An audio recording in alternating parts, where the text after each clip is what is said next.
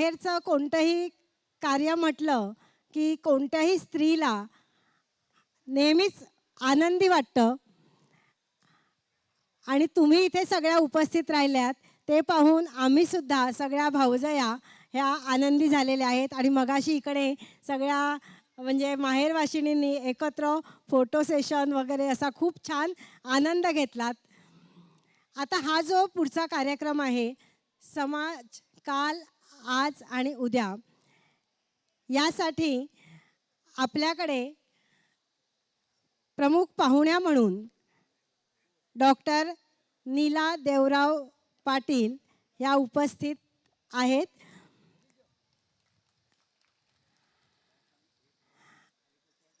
आजच्या या कार्यक्रमाचे प्रास्ताविक करण्यासाठी मी सर्वप्रथम आपल्या महिला मंडळाच्या माजी अध्यक्षा आणि सोमवंशी क्षत्रिय समाज महामंडळाच्या विद्यमान उपाध्यक्षा सौ हेमलता राऊत यांना विनंती करते.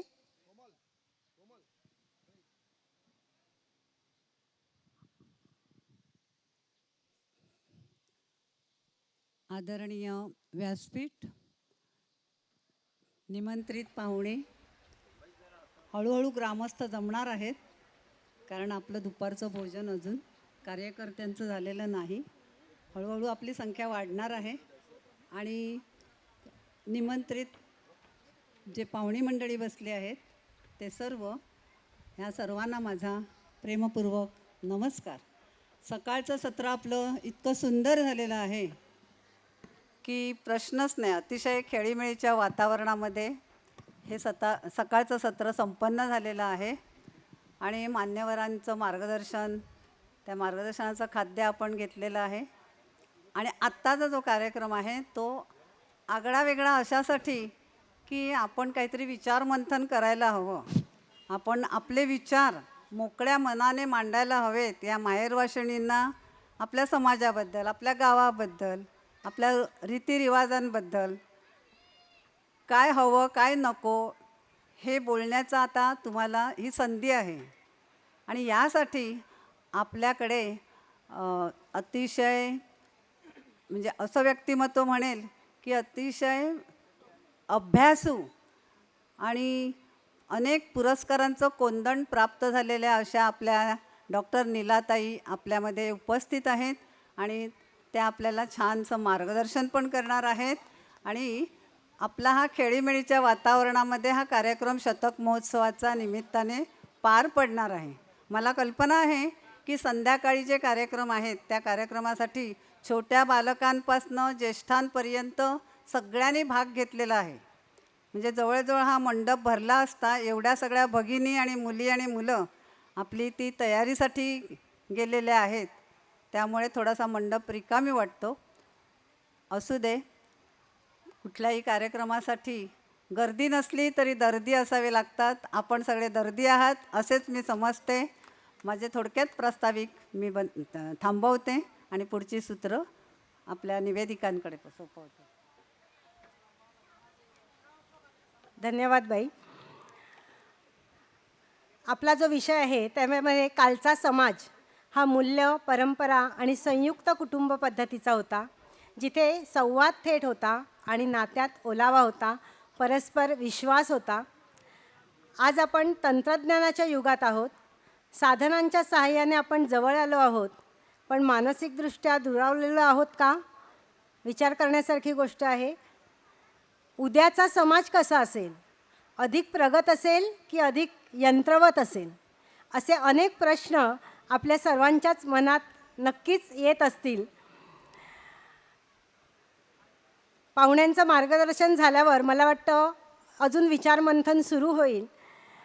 तत्पूर्वी कार्यक्रमासाठी ज्या पाहुण्या म्हणून उपस्थित आहेत त्यांचा अधिक परिचय करून देण्यासाठी मी आमंत्रित करते सौ राजश्री राऊत यांना.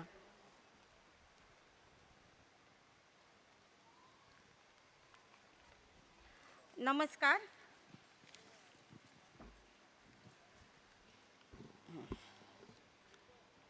सन्माननीय प्रमुख पाहुण्या डॉक्टर सौ नीला पाटील आणि व्यासपीठावरील उपस्थित महिला पदाधिकारी यांना माझा सस्नेह नमस्कार. तसंच किरवली गावातील ग्रामस्थ बंधू भगिनींना आजच्या शतक महोत्सव दिनाच्या हार्दिक शुभेच्छा. आणि आज आलेल्या सासूरवाशिणी, अगदी मोठ्या संख्येने सासूरवाशिणी आलेल्या आहेत, त्यांनाही आजच्या शतक दिनाच्या हार्दिक शुभेच्छा. मी पाहुण्यांचा परिचय करून देते. डॉक्टर नीला गोखले पाटील. आजच्या कार्यक्रमाच्या प्रमुख पाहुण्या डॉक्टर नीला पाटील या शिक्षण, संशोधन, समाजकार्य आणि साहित्य या क्षेत्रामध्ये बहुआयामी योगदान देणाऱ्या एक अत्यंत प्रेरणादायी अशा व्यक्तिमत्व आहेत. डॉक्टर नीला पाटील यांनी जैव रसायनशास्त्र या विषयात MSc व PhD पदवी संपादन केली असून मुंबई विद्यापीठ तसेच इतर नामांकित शैक्षणिक संस्थांमध्ये त्या प्राध्यापक व प्रमुख म्हणून कार्यरत राहिल्या आहेत. त्यांच्या मार्गदर्शनाखाली अनेक विद्यार्थ्यांनी PhD पदवी प्राप्त केली आहे. संशोधन क्षेत्रात त्यांचे मोलाचे योगदान असून राष्ट्रीय व आंतरराष्ट्रीय स्तरावर त्यांच्या संशोधन लेखनाची दखल घेतलेली आहे. अध्यापन, संशोधन आणि समाजकार्य या तिन्ही क्षेत्रातील उल्लेखनीय कार्याबद्दल त्यांना सावित्रीबाई फुले आदर्श शिक्षिका पुरस्कार तसेच महापौर पुरस्कार यासारखे सन्मान प्राप्त झालेले आहेत. सन 2022मध्ये जागतिक महिला दिनानिमित्त advocates associations of western India या प्रतिष्ठित संस्थेतर्फे त्यांना वुमन अचिव्हर अवॉर्ड प्रदान करून गौरवण्यात आले आहे. लेखन व संपादन क्षेत्रातही त्यांचा ठसा उमटलेला आहे. सोबत या सुप्रसिद्ध साप्ताहिकात त्यांनी अनेक वर्ष लेखन केले. अध्यात्म, आरोग्य व मानसशास्त्र या विषयावर त्यांनी मार्गदर्शन केले आहे. शैक्षणिक, साहित्यिक व आध्यात्मिक संस्थांशी सक्रियपणे जोडलेले हे व्यक्तिमत्व आज आपल्या कार्यक्रमाची शोभा वाढवत आहे. आपणा सर्वांसाठी ही अभिमानाची बाब आहे. चला तर मग टाळ्यांच्या गजरात आपल्या आजच्या मान्यवर पाहुण्या डॉक्टर नीला पाटील यांचे मनपूर्वक स्वागत करूया.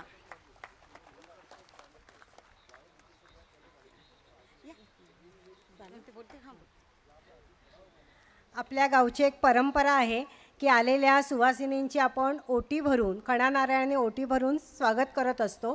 त्यामुळे मंचावर उपस्थित सौ सुधा राऊत, श्रीमती रजनी चौधरी, सौ हेमलता राऊत, सौ अलका राऊत व सौ तनुजा राऊत यांना मी विनंती करते की त्यांनी त्यांची ओटी भरून त्यांचं स्वागत करावं. त्याचबरोबर स्मृतिचिन्ह,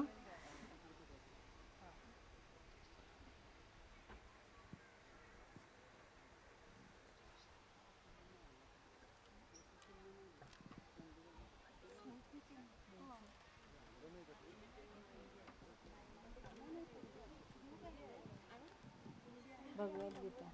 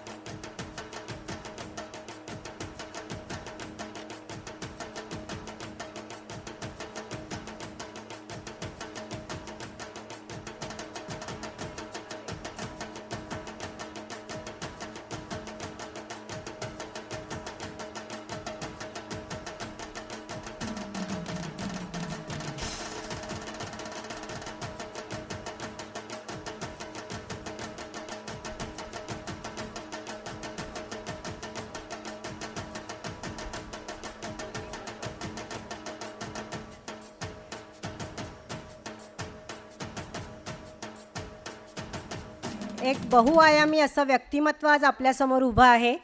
मगाशी त्यांच्या परिचयामध्ये आपल्याला सांगितलं की त्यांनी अनेक संशोधनं केलेली आहेत. त्याचबरोबर त्या प्राध्यापिका होत्या, त्यामुळे अनेक पिढ्या त्यांच्या हाताखालून गेलेल्या आहेत.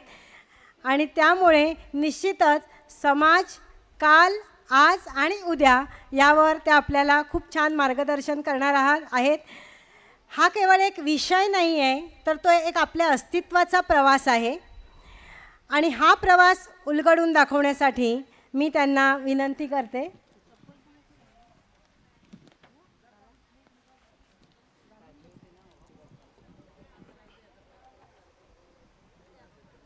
नमस्कार. नमस्कार आणि सर्वप्रथम श्रीकृष्णाला वंदन. आत्ताच भगवद्गीता प्राप्त झाली आणि खूप आनंद झाला, कारण माझी आई आशा गोखले हिने 22 वर्ष भगवद्गीता शिकवली महिलांना. तिच्याकडे एका सेशनला म्हणजे 3 वर्ष ती शिकवायची. एक तिचं हे व्हायचं, पारायण पूर्ण व्हायचं, शिकवायचं. आणि साधारण एक 80-90 महिला यायच्या आणि अशी 22 वर्ष भगवद्गीता शिकवली. आणि विशेष म्हणजे तिच्या त्या भगवद्गीतेच्या क्लास नाही आम्ही म्हणायचो, पण जे त्यांचा मेळा व्हायचा भगवद्गीतेचा, त्याच्यामध्ये फक्त श्रीकृष्णाचा फोटो, साखर फुटाणे आणि बुक्का एवढंच असायचं. आणि अनेक महिलांनी तिच्याकडून भगवद्गीता शिकली. मी आणि माझी बहीण थोडंफार शिकलो, पण भगवद्गीता मिळाली, खूप आनंद झाला. आता रीतसर सुरू करते. व्यासपीठावरील मान्यवर हेमाताई, त्यांच्यामुळे मला इथे येण्याची संधी मिळालेली आहे. नंतर वसंतराव आहे तिकडे, अनेक मान्यवर समोर बसलेले आहेत. त्या सगळ्यांना वंदन करून आता थोडं आपल्या परिसंवादाला सुरुवात करूया. परिसंवाद अशासाठी की ह्याच्यात अनेकांनी भाग घ्यावा अशी आयोजकांची इच्छा आहे आणि मला वाटतं ते सहज शक्य आहे. कारण असं आहे की विषय आहे काल, आज आणि उद्या. कालमधून आपण आजमध्ये कधी आलो ते कळत नाही आणि उद्या तर दिसतोच आहे आपल्या सर्वांना समोर. काय असतं की जेव्हा आपण काळ बलवत्तर आहे असं म्हणतो आणि आज त्या काळाच्या संदर्भात जेव्हा आपण आजचा विचार करतो, त्यावेळेला आपल्याला पहिल्यांदा काय आठवतं, मला तरी काय आठवतं, तर माधव जुलियन यांची कविता, कायदा पाळा गतीचा काळ मागे लागला, कायदा पाळा गतीचा काळ मागे लागला, थांबला तो संपला, धावत्याला शक्ती येई आणि रस्ता सापडे, भ्रांत तुम्हा कापडे. असं आहे की सोमवंशी क्षत्रिय समाज जो मी इतके वर्ष जवळून बघते आहे, हा नव्याची कास धरणारा, बदल स्वीकारणारा, फक्त स्वीकारणारा नाही तर काळ जसा बदलतो त्याप्रमाणे स्वतःचं म्हणजे समाजाचं वैशिष्ट्य राखून बदलणारा असा हा सोमवंशी क्षत्रिय समाज आहे. बरोबर आहे. तर ह्या बदलामध्ये म्हणजे बदलामध्ये आपण स्वतःला बदलून घेतो, कारण काळ बदलतो तसं आपल्याला बदलावंच लागतं. महिलांना तर हे निश्चितपणे माहिती आहे कसे आपण बदलतो. माझ्या वयाच्या म्हणजे 70 उलटलेल्या ज्या महिला आहेत त्यांना निश्चितपणे माहिती आहे की चुलीपासून आपण स्टोववर गेलो, स्टोववरून गॅसवर गेलो, पण आपली वाडवळी स्वयंपाकाची पद्धत आपण शक्य तेवढी बदलली नाही. बरोबर आहे का सांगा? हां. तर आता आपल्या समाज धुरीणांनी काल विचार केला होता की उद्या काय असेल. आता त्यांचा उद्या म्हणजे आपला आज आहे. तेव्हा त्या सर्व समाज धुरीणांचे आपण ऋण मानतो आणि आपण त्यांना वंदन करू आणि मगच या विषयात पुढे जाऊ.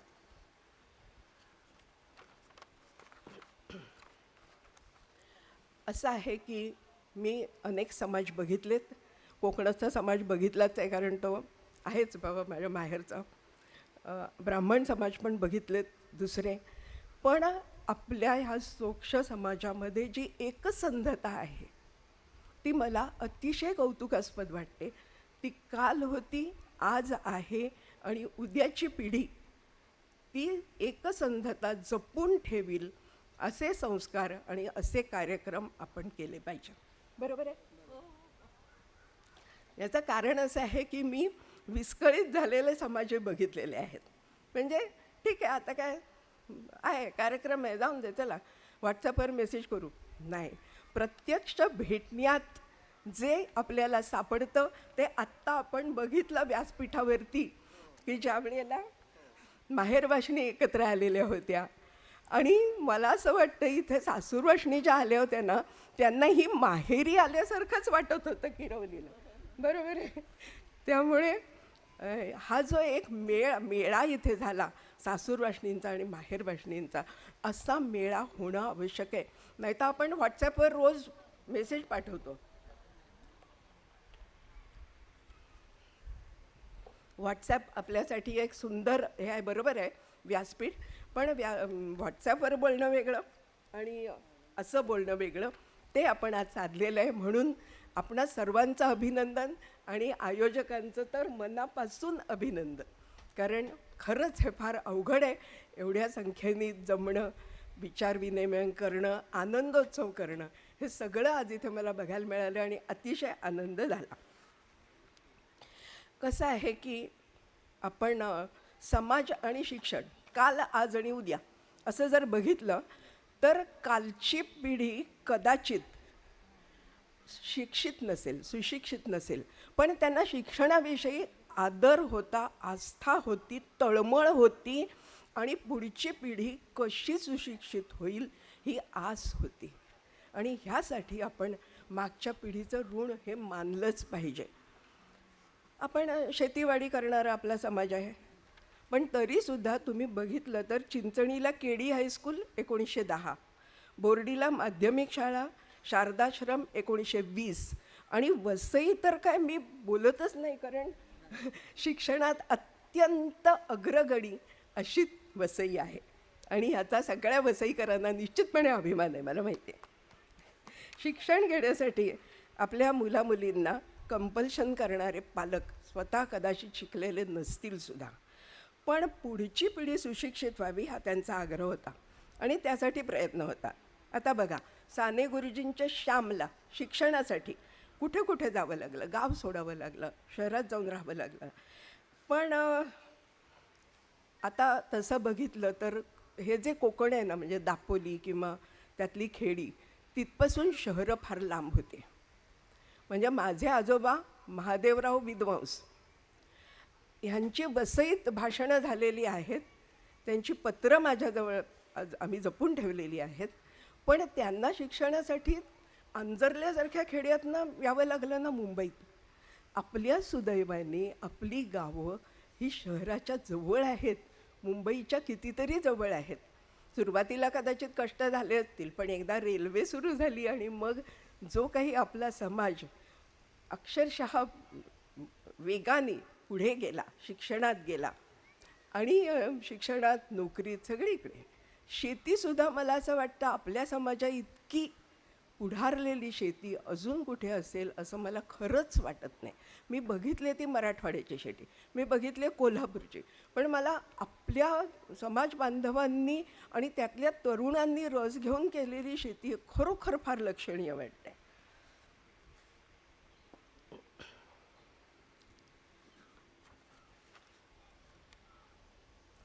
एक सांगायचं आहे ते असं की आपल्या समाजाचं जे दादरला जी वास्तू आहे ती मला फार विशेष वाटते. ह्याचं कारण असं आहे की मी सांगितलं तुम्हाला, मी ब्राह्मण समाज बघितलेले आहेत, तर त्यांना शिकण्यासाठी जर अंदरल्यासारख्या खेड्यातनं यायचं असेल किंवा दापोलीतल्या खेड्यातनं यायचं असेल, डेरबणसारख्या, कुठे येणार, काय करणार?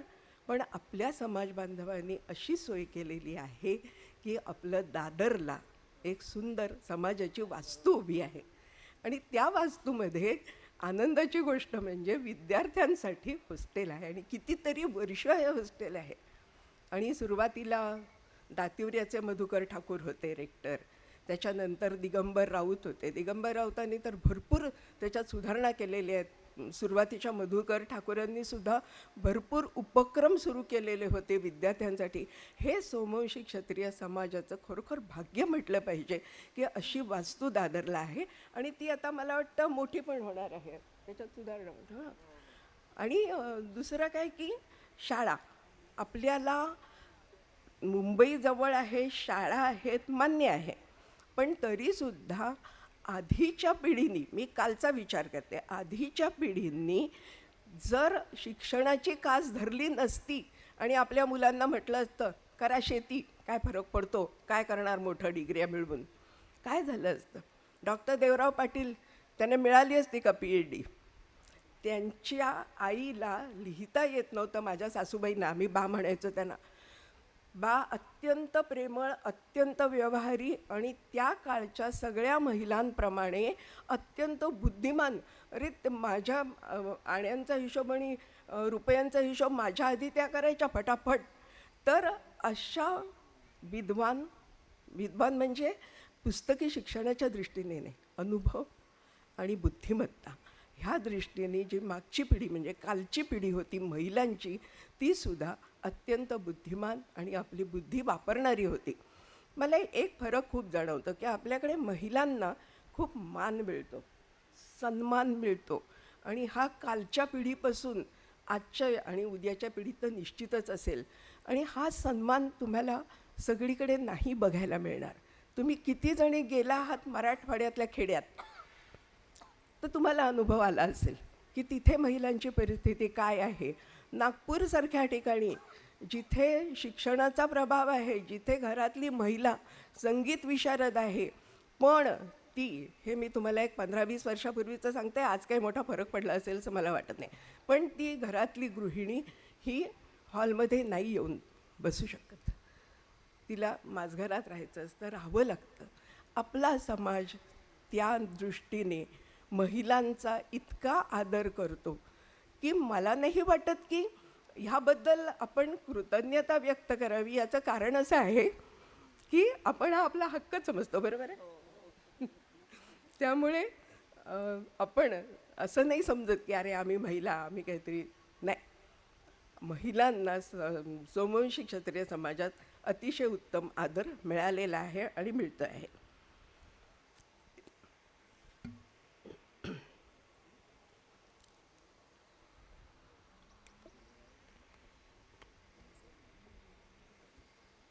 आपल्या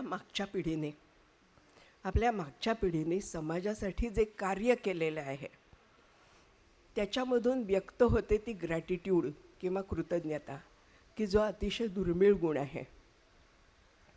मागच्या पिढीने त्यांच्या आधीच्या पिढीबद्दल कृतज्ञता दाखवताना पुढच्या पिढीची काळजी घेतलेली आहे आणि ती काळजी व्यक्त होते आपल्या वेगवेगळ्या शाळांमधून, आपल्या समाजाच्या वास्तूमधून आणि आपल्या वेगवेगळ्या मंडळांमधून सुद्धा. 4 लोक एकत्र आल्याशिवाय विचारविनिमय होत नाही, 4 लोक एकत्र आल्याशिवाय विचारांची देवाणघेवाण होत नाही, हे आपल्या मागच्या पिढीने निश्चितपणे जाणलेलं होतं आणि त्याच्यामुळेच आपल्या अतिशय सुंदर असे कार्यक्रम किंवा आपली संमेलनं झालेली आहेत. आपल्या सोक्ष समाजाची जी घटना तयार झाली ती चिंचणीला तयार झाली, इफ आय मिस्टेक नॉट, आणि त्या घटनेनुसार त्याच्यानंतर काम सुरू झालं. आणि आपला सोक्ष समाज हा मागच्या पिढीत मी म्हटलं त्याप्रमाणे अगदी सुशिक्षित नसेल सुद्धा, पण शिक्षणाचं महत्त्व त्यांनी जाणलं होतं. एक मला हे खूप आवडतं वाक्य, ते वाक्य असं आहे, Indian people may not be educated but they have inherent wisdom in them. Indian people may not be educated, हे मागच्या पिढीबद्दलचं आहे, but they have inherent wisdom in them. हे वाक्य इंदिरा गांधींचं आहे आणि त्यांनी मोठ्या अभिमानाने सांगितलं होतं की आमच्याकडे एज्युकेशन नसेलसुद्धा पण आमच्याकडे विस्डम आहे, आमच्याकडे शहाणपण आहे आणि भारतीयांच्यात हा अंगभूत शहाणपणा आहे आणि तो आपल्याला मागच्या पिढीत आपल्या निश्चित दिसलेला आहे की जे संक्रमित आपल्यापर्यंत झालं आणि आपण पुढच्या पिढीपर्यंत तोच शहाणपणा संक्रमित करणार आहोत. त्या शहाणपणामध्ये येतं काय काय? येतं शिक्षण, शिक्षणाचा उपयोग हा समाजासाठी. कारण नाहीतर आपण बेटं बनून राहू ना, झालं आपण मी शिकले, खूप शिकले, पुढे काय. जर त्याचा 4 लोकांना उपयोग होत नसेल तर त्या शिक्षणाचा काहीही उपयोग नाही. आता काही आपण नावं विचारात घेतली तर चिंचणीचे मणिराम मोरेश्वर सावे, BA-LLB, KD हायस्कूलचे प्राचार्य. ते कुठेही जगात जाऊ शकले असते, भरपूर पैसा कमवू शकले असते, पण ते शिक्षण क्षेत्रातच राहिले. तसेच आपल्याकडे राहिलेले विजयानंद सदानंद राऊत, उत्तम लिहायचे, मराठी उत्तम, अमेरिकेत PhD केलेली ही मंडळी आहेत. कमलाकर बाळकृष्ण राऊत, नागेश शामराव म्हात्रे, ही सगळी मंडळी कुठेही जगात जाऊन उत्तम आर्थिक सुस्थितीत राहू शकली असती, पण ती गावात परत आली, मुंबईत परत आली, समाजासाठी कार्य करत राहिली. मणिराम सावे त्यांना न्यायदानाचे अधिकारसुद्धा दिलेले होते. आपल्या म्हणजे आमचं गाव आहे चिंचणी आणि तिथलं KD हायस्कूल 1910 सुरू झालं. त्या हायस्कूलचे विद्यार्थी त्यांचा आवर्जून उल्लेख केला पाहिजे. तो एक म्हणजे डॉक्टर राम जोशी, जे आपले कुलगुरू होते मुंबई विद्यापीठाचे, आणि ते वाडवळ समाजाचं ऋण मानतात. ते कुलगुरू असताना आम्ही त्यांना भेटायला गेलो होतो आणि त्यावेळेला त्यांनी देवराव पाटलांना पहिल्यांदा पुढे बोलवून घेतलं आणि सांगितलं की मी वाडवळ समाजाचा ऋणी आहे, त्या समाजामुळे मी आज जो आहे तो आहे. ह्याचं लक्षात घ्या की राम जोशींसारखा विद्वान माणूस, कुलगुरू माणूस, आणि तो आपल्या वाडवळ समाजाचं ऋण मानतो, तो चिंचणीचं ऋण मानतो आणि आपल्याला सतत त्यांचे आशीर्वाद मिळत राहिले, आपल्या मुलांना त्यांचा फायदा होत राहिला. प्रभुराम जोशी, ते पोदार कॉलेजचे प्रिन्सिपल होते. ते वाडवळांच्या आठवणीत रमत असत. हे मला आपला समाज म्हणून अतिशय अभिमानाची गोष्ट वाटते की आपण माणसं कशी जोडू शकतो. ती आपल्या जातीचे नसतील, कुठल्याही क्षेत्रातली असतील, पण ती आपल्याशी कनेक्ट होतात, आपण त्यांना कनेक्ट करून घेतो. हा वाडवळी समाजाचा फार मोठा वाखाणण्यासारखा गुण आहे आणि मला त्याचं कौतुक आहे आणि आदर तर खूपच आहे.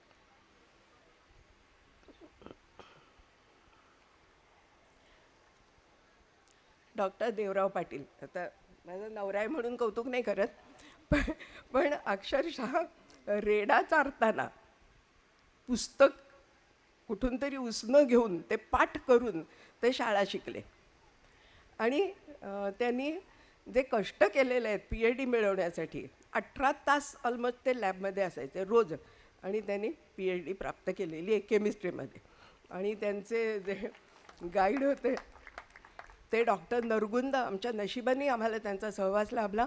खादीधारी आणि इतके साधे की त्यांना जे मानधन मिळत असे रिसर्च गाईड म्हणून पार्ला कॉलेजमध्ये, त्यांच्या निधनानंतर तो सगळा अमाऊंट जो होता तो परत त्यांनी पार्ला कॉलेजला त्यांच्या मुलाने आणून दिला. इतके निस्पृह व्यक्तिमत्व आम्हाला लाभली आणि हे आमचं भाग्य आहे. नरगुंद सर आपल्या गावी पण आलेले होते आणि त्यांना खूप आवडलेलं होतं गाव. दुसरं एक वैशिष्ट्य मला असं सांगायचं आहे की आपण कोणाकोणाला सामावून घेतो. म्हणजे मी माझं उदाहरण देत नाही आहे, ते वेगळं, मला तर तुम्ही सामावून घेतलंच आहे सगळ्यांनी, प्रश्नच येत नाही आहे वर्षापूर्वी. पण आमचे काही विद्यार्थी, आम्ही काम केलं ते मणिपूरच्या नागा आणि कुकी ट्राईबसाठी. मणिपूरच्या अत्यंत दुर्गम भागात नागा आणि कुकी ट्राईब्स आहेत आणि त्यांचा शिक्षणाशी तसा काहीच संबंध नव्हता. मला खास आवर्जून सांगायचं आहे की हे काम ज्यांनी सुरू केलं ते भैयाजी किंवा शंकर दिनकर काणे हे वसईत होते, शिक्षक म्हणून राहिले होते 2-3 वर्ष आणि नंतर ते मणिपूरला गेले. ते वसईचा अतिशय आवर्जून उल्लेख करायचे, कारण माझे फार आनंदात दिवस गेले असं म्हणायचे वसईतले. तर ते नंतर मणिपूरला गेले. त्यांनी मणिपूरमध्ये शिक्षक म्हणून काम केलं. ते देवराव पाटलांचे मित्र, आणि ते येताना मणिपूरहून नागा आणि कुकी अशी 2-3 मुलं घेऊन आले. आता तुम्ही कल्पना करा, 4000 मैलावर मणिपूर आणि तिथल्या दुर्गम भागातली मुलं आपल्याकडे शिकायला होती, चिंचणीला ही शिकायला राहिलेली होती. आणि वाडवळ समाजाने त्यांचं भरपूर कौतुक केलेलं आहे, त्यांना भरपूर आधार दिला आणि ती सगळी मुलं आज शिकून परत गेलेली आहेत. मणिपूरला सांगायचा अभिमान वाटतो की त्यातली 4 मुलं आज रॉमध्ये आहेत. रॉ म्हणजे रिसर्च आणि ॲनालिसिस विंग, भारताचे, जे देशाच्या रक्षणाचं काम करतं. म्हणजे नागा जे ॲक्च्युली आतंकवादी झाले असते त्याच्याऐवजी ते आज देशाचं रक्षण करत आहेत. आणि ही मुलं चिंचणीला राहिली, आपल्या वाडवळ समाजात मिसळून गेली, हे सांगायला मला खरोखर फार आनंद होत आहे. आपल्याकडे जी व्यक्तिमत्व शिकून समाजासाठी कार्य करत राहिली त्यांचा थोडासा उल्लेख करावा असं मला वाटतं. एक प्राचार्य प्रभाकर राऊत, दुसरे प्राचार्य एन के पाटील, BIRC मधले डॉक्टर देवराव वर्तक आणि दिगंबर राऊत यांचा तर पुन्हा एकदा उल्लेख करेन मी की ते MSc टेक UDCT मधले झाले आणि त्यांनी अजूनही ते कार्यरत आहेत समाजासाठी, त्यांनी भरपूर कार्य केलेलं आहे. डॉक्टर राजीव चुरी, MSc PhD UDCT बोर्डीचे. आत्ता आपण ज्यांचं ऋण मानलंच पाहिजे ते आहेत डॉक्टर जयंतराव पाटील, की ते प्लॅनिंग कमिशनचे मेंबर होते आणि त्यांचा इतका अभ्यास होता आणि ते इतके सहजपणे 8 वर्षाच्या मुलाशीही बोलू शकायचे की आम्हाला वाटायचं की अरे एवढा मोठा हा शास्त्रज्ञ माणूस आणि कसं काय. हे वैशिष्ट्य आहे आणि हे परत वाडवळी समाजाचं वैशिष्ट्य आहे की शिक्षणाचा माज किंवा गर्व मला दिसत नाही इकडे. सगळे साधेपणाने असतात, समाजात मिळून मिसळून असतात आणि बाकीच्या समाजात हे दिसतंच असं नाही, हे पण मी आवर्जून सांगते.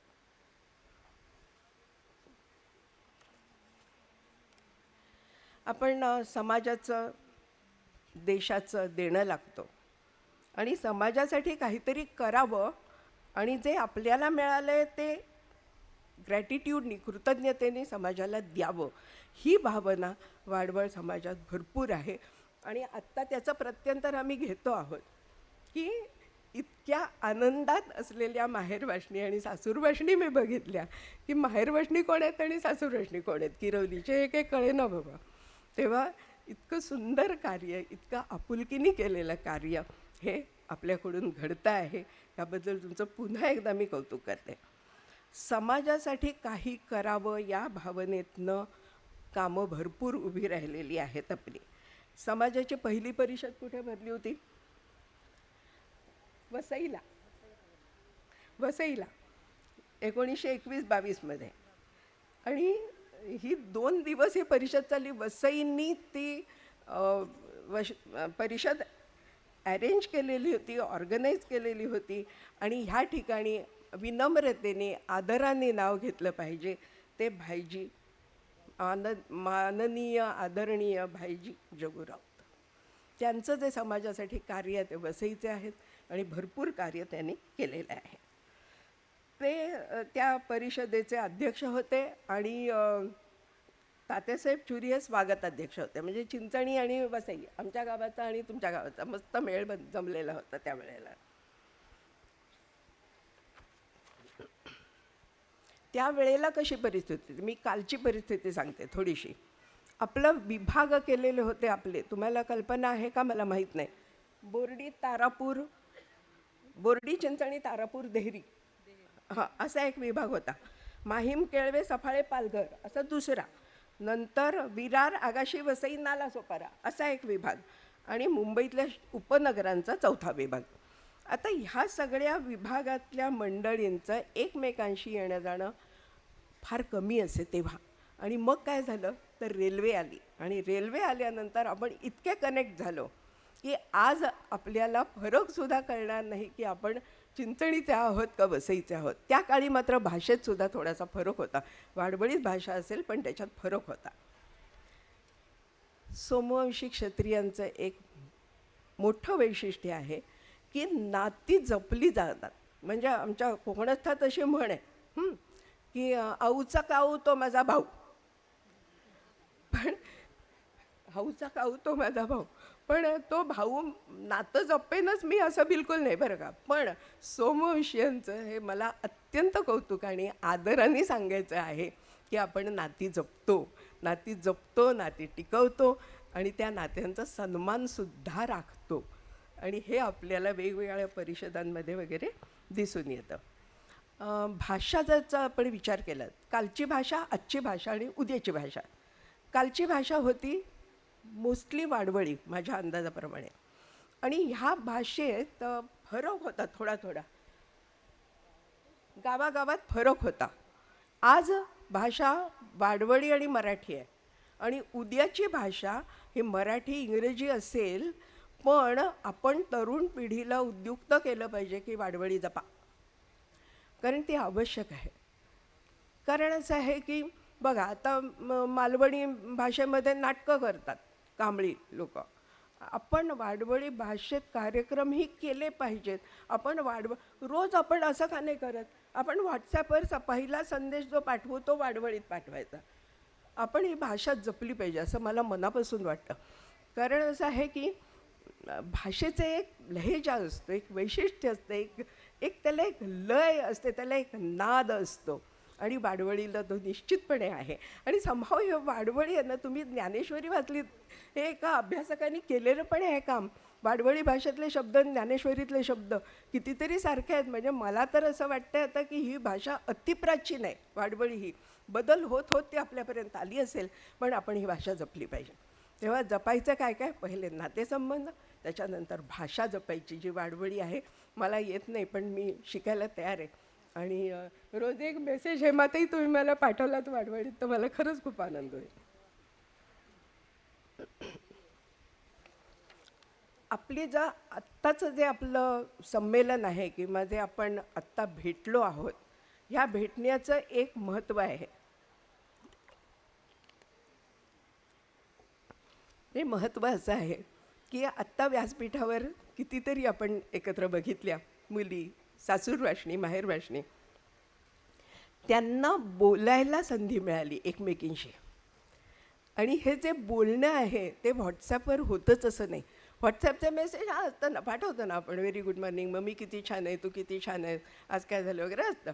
पण मनातलं जे बोलायचं असतं त्याच्यासाठी प्रत्यक्ष भेटणं आवश्यक असतं, आणि ते दिवसभर भेटणं पण आवश्यक असतं, जसं तुम्ही आत्ता सकाळपासून की नाहीतर कसं होतं की ते तुम्हाला ती गोष्ट माहिती आहे ना, शिवाजी महाराज त्यांच्या सुरक्षिततेचा एकदा प्रश्न आला होता, आणि त्यावेळेला त्यांच्यासारखा दिसणारा मावळा, हे राजसन्यास नाटकातलं आहे की तो शिवाजी बनून घाटातून निघाला होता कात्रजच्या, तेव्हा त्याची जी पत्नी होती शिवांगी, ती त्याला म्हणत होती, राया, तुझ्या जे मनात असेल ते बोल, मनात नसेल तेही बोल.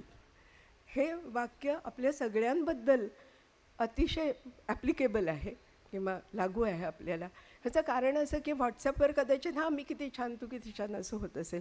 जेव्हा आपण प्रत्यक्ष बोलतो तेव्हा मनात जे असतं ते बोललं जातं, आणि म्हणून प्रत्यक्ष भेट ही अत्यंत आवश्यक आहे, जी हेमाताई तुम्ही आणि तुमच्या सहकार्याने आज घडवून आणलेली आहे.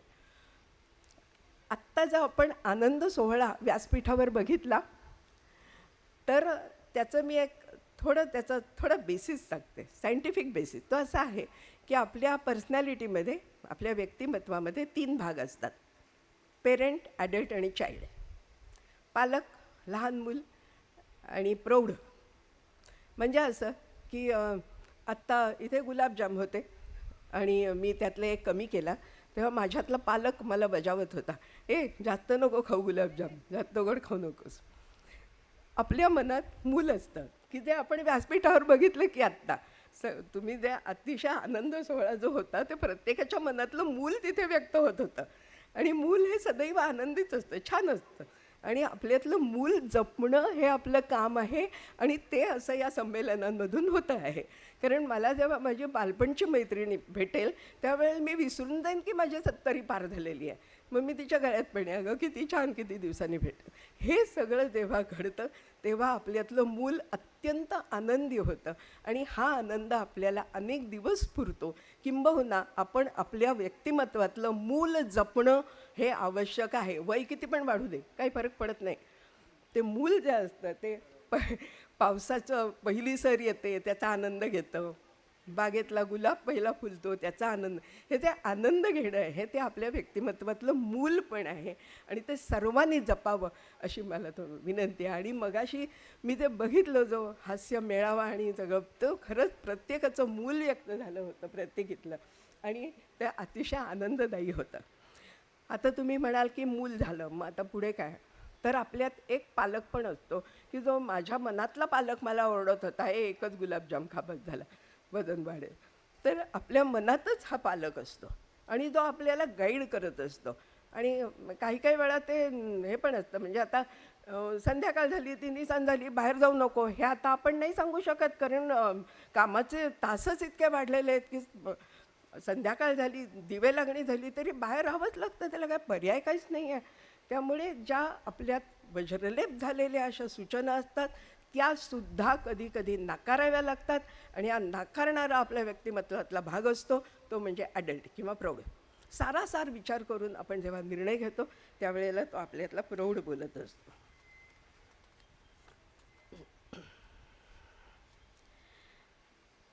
आता 5 मिनिट माझ्या अत्यंत आवडत्या विषयावर येते, ते म्हणजे वाचन. सध्या आपला दिवसाचा वेळ कसा जातो, मी माझा कसा जातो ते मी सांगते तुम्हाला, अगदी मनमोकळेपणाने सांगते, काही लपवून ठेवण्यासारखं नाही. पहिल्यांदा मी उठले, चहा वगैरे झाला की व्हॉट्सॲप उघडते आणि मग व्हॉट्सॲपमध्ये काय काय मेसेज आलेले असतात ते वाचून रिप्लाय करेपर्यंत ब्रेकफास्टची वेळ होते आणि मग नंतर कामं सुरू होतात. मुद्दा असा आहे की पूर्वी मी तुम्हाला सांगितलं, माझ्या आईने 22 वर्ष भगवद्गीता शिकवली, ती व्हॉट्सॲपवर नव्हती कधीच. तिला वेळ मिळायचा सकाळी भगवद्गीता वाचायला, पाठ करायला आणि वाचन. आता मला मिळत नाही. का नाही मिळत? कारण मी व्हॉट्सॲप आहे, फेसबुक आहे, काय काय आहे. तर आत्ता सध्या आपल्या मनातल्या पालकांनी आपल्याला असं सांगायची गरज आहे की बाई गं, जरा तुझा व्हॉट्सॲपचा वेळ नीट ठरवून ठेव, जो काय असेल तो 1 तासाचा, आणि सगळा वेळ त्याच्यात घालवू नकोस, तर आपल्या हातून काहीतरी वाचन आहे.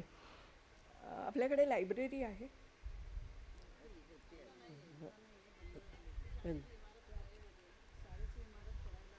हां बरोबर. हां, आपल्याकडे आता चिंचणीला किती वर्षापासून लायब्ररी आहे. मला असं वाटतं आपल्याकडे गावागावात लायब्ररी आहे. आता त्या लायब्ररीतनं पुस्तक घेऊन वाचायला वेळ होतो का आपल्याला, हा मुद्दा आहे आणि तो व्हावा वेळ असं मला वाटतं. पुण्याला आत्ता सध्या आम्ही पुण्याला आहोत, तर तिकडे एक ग्रुप आहे की तिथे एक एक पुस्तक चर्चेसाठी दिलं जातं. ते पुस्तक वाचायचं आणि 1 महिन्यानी यायचं आणि त्याच्यावर जे काय बोलायचं ते बोलायचं. दिवाळी अंक वाचायचं, त्याच्यात काय चांगलं वाटलं ते. म्हणजे थोडक्यात म्हणजे वाचन हे घडलं तर आपलं डोकं शार्प राहतं आणि त्याला जरा खाद्य मिळतं थोडंसं. आपल्याकडे आज मिलिंद बोकील येणार होते, आले. हां, मिलिंद बोकील हे आपल्याकडे येणार होते. त्यांची माझी भेट आमच्या चिंचणीच्या समारंभात झाली, पण त्याच्याही आधी मी त्यांचं समुद्र ही कादंबरी वाचलेली होती.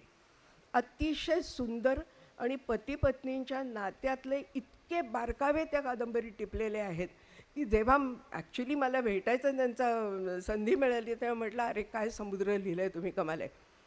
तर असे कितीतरी उत्तम पुस्तकं आहेत की ज्यामुळे आपलं मन प्रगल्भ होत जातं किंवा आपले अनुभव आपण त्या पुस्तकांच्या ताडून बघतो की हो, ते पण होतं. आता आशा बगे या लेखिका उत्तम लिहितात. कितीतरी गोष्टी आपल्याला वाटतं, अरे आमच्या या आयुष्यात हे घडलेलं आहे की. तेव्हा वाचन आणि वाचनावर चर्चा ही जर सुरू ठेवता आली कुठल्याही प्रकारे तर त्याचा फायदा खूप होतो. पिकनिक होतात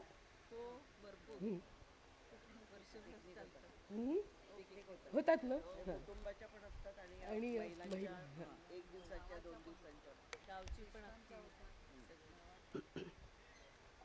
उत्तम पिकनिक होतात. आणि त्यानिमित्ताने एकत्र येतात. गावची किंवा कुटुंबाचं गेट टुगेदर पण फार वाखाणण्यासारखं असतं.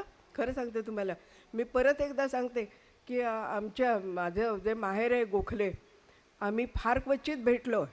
म्हणजे भेटतो आता व्हॉट्सॲप असल्यामुळे निदान कळतं तरी की हा काय करते ती काय करते, पण अदरवाईज आमचं भेटणं फार कमी होतं. पण इथे जर भेटणं होत असेल कुटुंबाचं, गावाचं, आळीचं, प्रत्यक्ष भेटणं हे अतिशय महत्त्वाचं आहे. आणि ते जर तुम्ही करत असाल तर माझ्याकडून तुमचं मनापासून कौतुक आणि आदर. वाचनाकडे परत एकदा येते. याचं कारणच आहे की वाचनाच्या निमित्ताने आपण एकत्र येऊ शकतो, बोलू शकतो. एकच गोष्ट मी वाचली काय आणि हेमाताईने वाचली काय, आमची मतं वेगवेगळी असतील, कारण ती आमच्या आजवरच्या अनुभवावर आधारलेली असतील. आणि म्हणून वाचन आणि त्या वाचनात आपण काय वाचलं याच्यावर एकदा तरी महिन्यातनं 2 महिन्यातनं भेटून चर्चा केली तर खरोखरच आपल्या मनातली प्रगल्भता वाढते. आता आपण वाचन म्हटलं, गेट टुगेदर म्हटलं, सगळे एकत्र भेटणं म्हटलं. आता उद्याचा समाज कसा असेल हे आपण आजचं बोललो. आता उद्याचं काय, उद्या आपली नवीन पिढी आहे, ती काय करणार आहे. आपल्याला नवीन पिढी ही वाडवळ म्हणून एकत्र राहील अशासाठी आपण आज प्रयत्न केले पाहिजेत. तर उद्या आपण सगळे वाडवळ तरुण पिढीसुद्धा एकत्र राहू. आणि ह्याच्यासाठी मला वाटतं याच्यासाठी एक चर्चासत्रच घेतलं पाहिजे की काय करू शकतो आपण तरुण पिढीला वळवण्यासाठी, तरुण पिढीला एकत्र आणण्यासाठी आणि तरुण पिढीला विचारांना काहीतरी खाद्य देण्यासाठी आणि वाडवळ समाजाची वैशिष्ट्य त्यांच्यापर्यंत सर्वांपर्यंत पोचवण्यासाठी आणि ती त्यांनी आत्मसात करावी म्हणून. आता कसं असतं की जेव्हा नवीन लग्न होऊन मुलगी सासरी येते त्यावेळेला तिचं जगच बदललेलं असतं आणि त्या बदललेल्या जगात तिच्यावर खूप जबाबदाऱ्या पण आलेल्या असतात. ह्या जबाबदाऱ्या ती सहजपणे घेते आहे हे बघणं हे कुटुंबाचं काम असतं. बरोबर आहे, कारण नाहीतर मग एक जो विसंवाद मनात तयार होतो तो टाळला पाहिजे. आणि दुसरं अजून महत्त्वाची गोष्ट की माझी मुलगी असेल किंवा आमच्या कोणीही असेल, तिच्या मैत्रिणी असतील, तर ही नवीन पिढी वेगळी आहे, आपल्यापेक्षा वेगळी आहे किंवा आज 50शीत आहेत, त्यांची पुढची पिढी जी 20शीत आहे ती अजून वेगळी आहे. तर हे जे वेगळं पण आहे ना ते आपण समजून घ्यायला पाहिजे असं मला वाटतं. म्हणजे कसं की हे आमच्या वेळेला असं नव्हतं बाई किंवा मी नाही कधी असं काय नाही, त्या काय करतायत नवीन मुली हे समजून घेऊन मग त्याप्रमाणे आपण त्यांच्याशी जुळवून घेतलं पाहिजे असं मला फार वाटतं.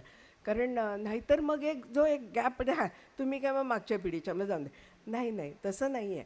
आम्हाला पण शिकायचं आहे. तुम्ही जे काय करता, जे व्हॉट्सॲप वापरता, जे ॲप्स वापरता, आम्हाला येतील, आम्हाला हे डोकं दिलेलं आहे. जरी आम्ही आता वयस्कर झालेलो असलो तरी हे सगळं तरुण पिढीकडून शिकून घेणं हे मला वाटतं आणि आनंदाने शिकणं हे मला वाटतं घडलं तर खरोखर आपली कुटुंब, आपली नवीन पिढी आपल्याशी कनेक्टेड राहील.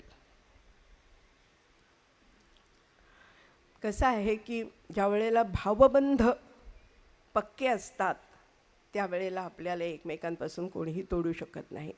हे मी नवीन पिढीबद्दल बोलते आहे. जरी तुमची नातवंड म्हणजे माझी नातवंड, आता माझा नातू 18 वर्षाचा आहे, त्यांनी 3 पुस्तकं लिहिलेली आहेत. आत्ता 3रं पुस्तक त्याचं पब्लिश होतं आहे. त्याची पुस्तकं दिल्ली एअरपोर्टवर आहेत. आता त्याचं अशोकात सिक्रेट नावाचं एक पुस्तक आहे, त्याचं सम्राट अशोकाच्यावर कादंबरी आहे आणि ती ॲमेझॉनवर पण आहे. म्हणजे त्यांनी खरोखरच चांगलं लिहिलेलं आहे. पण त्याच्याशी गप्पा मारता मारता तो काय करतो हे आम्ही समजून घेतो, कारण नाही तर कळतच नाही ना काय लिहितोय काय करतोय. आता त्याची एक सस्पेन्स कादंबरी येते नवीन. तर हे मुलं काय काय करत असतात. हल्ली फार लहान वयात ही मुलं प्रगल्भ होत आहेत आणि आपण त्यांच्याशी कनेक्ट राहिलं पाहिजे.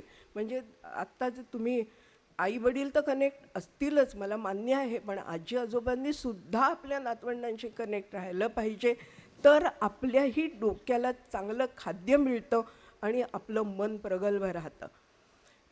अजून एक सांगते, माझी नात आहे ती वेगळ्याच फील्डमध्ये, ती आर्किओलॉजिस्ट आहे, पुरातत्व शास्त्रज्ञ.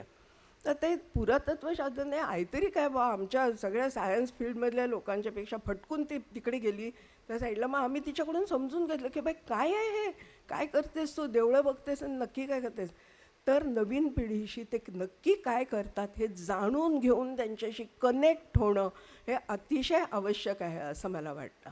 त्या योगे होईल काय, तर ते दुरावा जो होतो ना, नाहीतर मग घरात आजी आजोबा आपापसात बोलतात, आई वडील मुलं संभाषण होत नाही, ते होणार नाही. आपण सगळे एकमेकांशी कनेक्ट राहून मागची पिढी, आजची पिढी आणि उद्याची पिढी कनेक्टेड राहणं हे अत्यंत आवश्यक आहे आणि ते आपल्या मानसिक स्वास्थ्यासाठी जास्त आवश्यक आहे.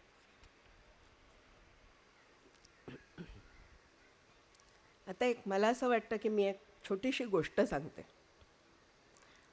ती अशी आहे की आज बघितलं तर चीड, राग, क्रोध, नाराजी फार पटकन येते.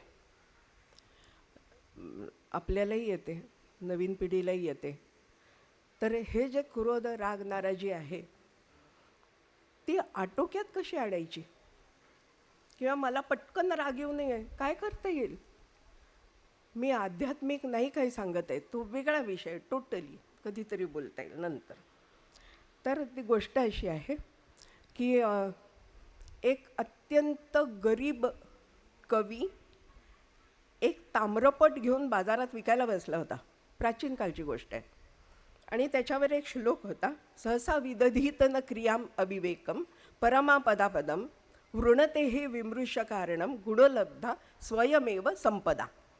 हा श्लोक लिहिलेला होता. सगळ्याला काय विकायला बसलाय मूर्ख माणूस असं म्हणून जात होते पुढे. एका व्यापाऱ्याने तो ताम्रपट विकत घेतला, त्याला भरपूर पैसे दिले आणि तो ताम्रपट आपल्या घरी लावून ठेवला. त्याच्यानंतर तो व्यापारी गेला व्यापारासाठी बाहेर देशी, आला नाही बरेच दिवस. त्याचं मूल तेव्हा लहान होतं, 5 वर्षाचं होतं. परत आला 10-12 वर्षांनी. त्यावेळेला त्यांनी बघितलं की एका कक्षात त्याची बायको आणि एक तरुण मुलगा झोपलाय. तो इतका चिडला की त्यांनी तलवार काढली आणि उपसली. ती बरोबर मागे आपटली ते ताम्रपटावरती. सहसा विदधीत न क्रियाम अविवेक परमापदापदम ऋणतेही विमृश्य कारणम गुणलब्धा संपदा. तो श्लोक त्यांनी वाचला. त्याचा अर्थ अर्थातच त्याला कळला की कुठलीही गोष्ट अविवेकाने करू नये. विवेक हे सगळ्यात महत्त्वाचं हे आहे, आपल्या वृत्तीतलं असायला पाहिजे. आणि जे विवेकाने वागतात त्यांच्यावर लक्ष्मीसुद्धा प्रसन्न असते. तलवारीचा आवाज ऐकून त्याची बायको जागी झाली, म्हणाली, बाळा उठ, तुझे बाबा आलेत. तर हे जे विवेकाचं शस्त्र आहे ते आपण सगळ्यांनी आपल्या मनात जपलं पाहिजे. याचं कारण असं की आज व्हॉट्सॲप, फेसबुक ह्या सगळ्यामध्ये आपलं डोकं कधी कधी भरकटतं. शिवाय टी व्हीवरची सिरियल्स आहेत, OTT आहे, काय काय आहे. तर सगळ्यात जेव्हा आपलं मन रमतं, गुंततं, त्यावेळेला होतं काय माहिती आहे, ते वर्णन करणारा एक शेर आहे. तो शेर असा आहे, एक जहर जो इस शहर में फैल गया, एक जहर जो इस शहर में फैल गया, खुद को मिलने में जमाना गुजर गया, खुद को मिलने में जमाना गुजर गया. हे जहर म्हणजे काय, आजच्या भाषेत मी म्हटलं ते फेसबुक, व्हॉट्सॲप, सिरियल, TV, गप्पा. आणि शहर म्हणजे काय, आपलं मन. एक जहर जो इस शहर में खुल गया, मिल गया, खुद को मिलने में जमाना गुजर गया. मी स्वतःशी कधी संवाद साधला, मी स्वतःच्या मनाशी कधी बोलले माहीत नाही. जमाना गुजर गया, खूप दिवस झाले. त्यामुळे जसं विवेकाची आवश्यकता तशी ही पण आवश्यक आहे की ती एकदा स्वतःशीच बोला ना, 5 मिनटं रोज रात्री, पहाटे उठल्यावर, सकाळी, कधीही. काय आहे मनात, दुःख आहे, खंत आहे, खेद आहे, आनंद आहे, मागच्या आठवणी आहे, जे काय असेल ते एकदा स्वतःशी स्वतः संवाद साधला ना की पुढचा दिवस खूप छान जातो. किंवा रात्री जर स्वतःशी संवाद साधला आणि पाहिलं काय काय केलं आजच्या दिवसात, काय मनात राहून गेलं, तर रात्र फार सुंदर जाते, आरामात जाते.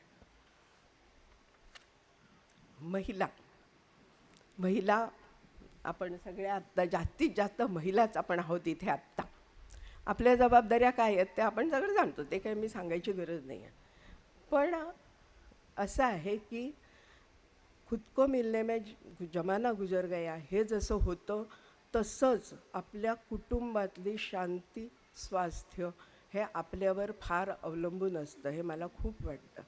अगदी आपलं डोकं दुखत असलं आणि आपण असे वावरत असलो तर घरातल्या लोकांना वाटतं काय झालं आहे, काय आहे, बापरे. सांगून टाकलं की नाही माझं डोकं दुखतं म्हणून मी अशी दिसते, बरं पडतं बाकीच्यांना सुद्धा. तर आपल्यावरती घराचं स्वास्थ्य अवलंबून असतं, ह्याच्यात तिळमात्र शंका नाही आजसुद्धा. त्यामुळे आपण आनंदी राहणं, उत्साही राहणं, तब्येत सांभाळणं अत्यंतच आवश्यक आहे. ते आपण सगळ्या जणी करतो यातही मला अजिबात शंका नाही आहे. एक मला गोष्ट सांगायची आणि ती थोडी मॉडिफाय करायची. ही गोष्ट तुम्हाला सगळ्यांना माहिती आहे. ठाम लक्ष्मी कुंकू लावते, माहिती आहे तुम्हाला ही सगळ्यांना गोष्ट, बरोबर. एक चांगलं नांतं गाजतं घर होतं आणि त्या घरात एकदा काय झालं की त्या घरातल्या धाकट्या सुनेने गाईला केरसुणी मारली. हे निमित्त झालं आणि त्या घरातली लक्ष्मी घरातनं बाहेर जायला लागली. तर तेव्हा घरातली मोठी सून तिने पाहिलं आणि ते सांगितलं, कोण आहेत तू, कशी बाहेर चालले सायंकाळच्या वेळी आता. ते म्हणे मी लक्ष्मी आहे, इथे काहीतरी वेगळं काहीतरी घडलं, मला ते नाही पटलं म्हणून मी जाते. तिने सांगितलं थांब बाई, तू बैस इथे, मी तुला कुंकू लावते आणि मग तू जा. मग ती त्या लक्ष्मीला देवघरात घेऊन गेली. आपल्याला माहीत आहे ही गोष्ट. देवघरात थांब तुला कुंकू लावते असं म्हणून तिला देवघरात रांगोळी काढून पाठमांडला बसवली आणि ह्या मोठ्या सुनेने स्ट्रेट विहिरीत जाऊन जीव दिला.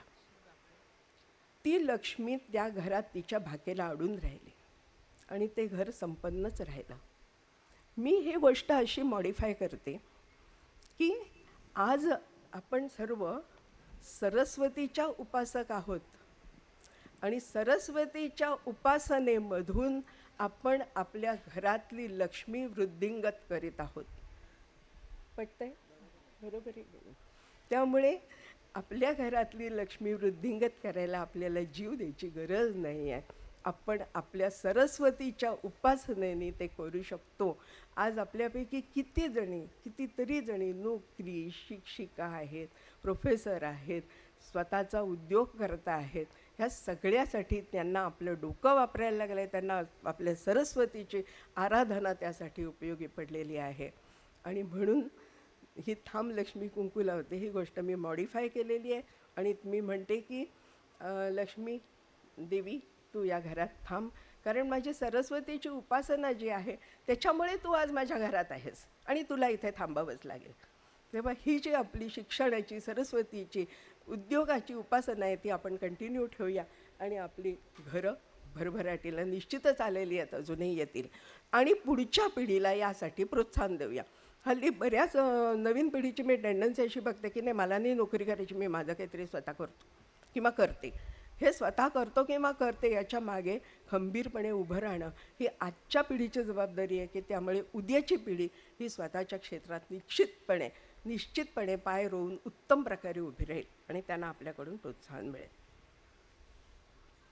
आता शेवट करताना पुन्हा एकदा मी विवेकाकडेच येणार आहे. या सगळ्यात काय लागतं तर डिस्क्रिशन किंवा विवेक.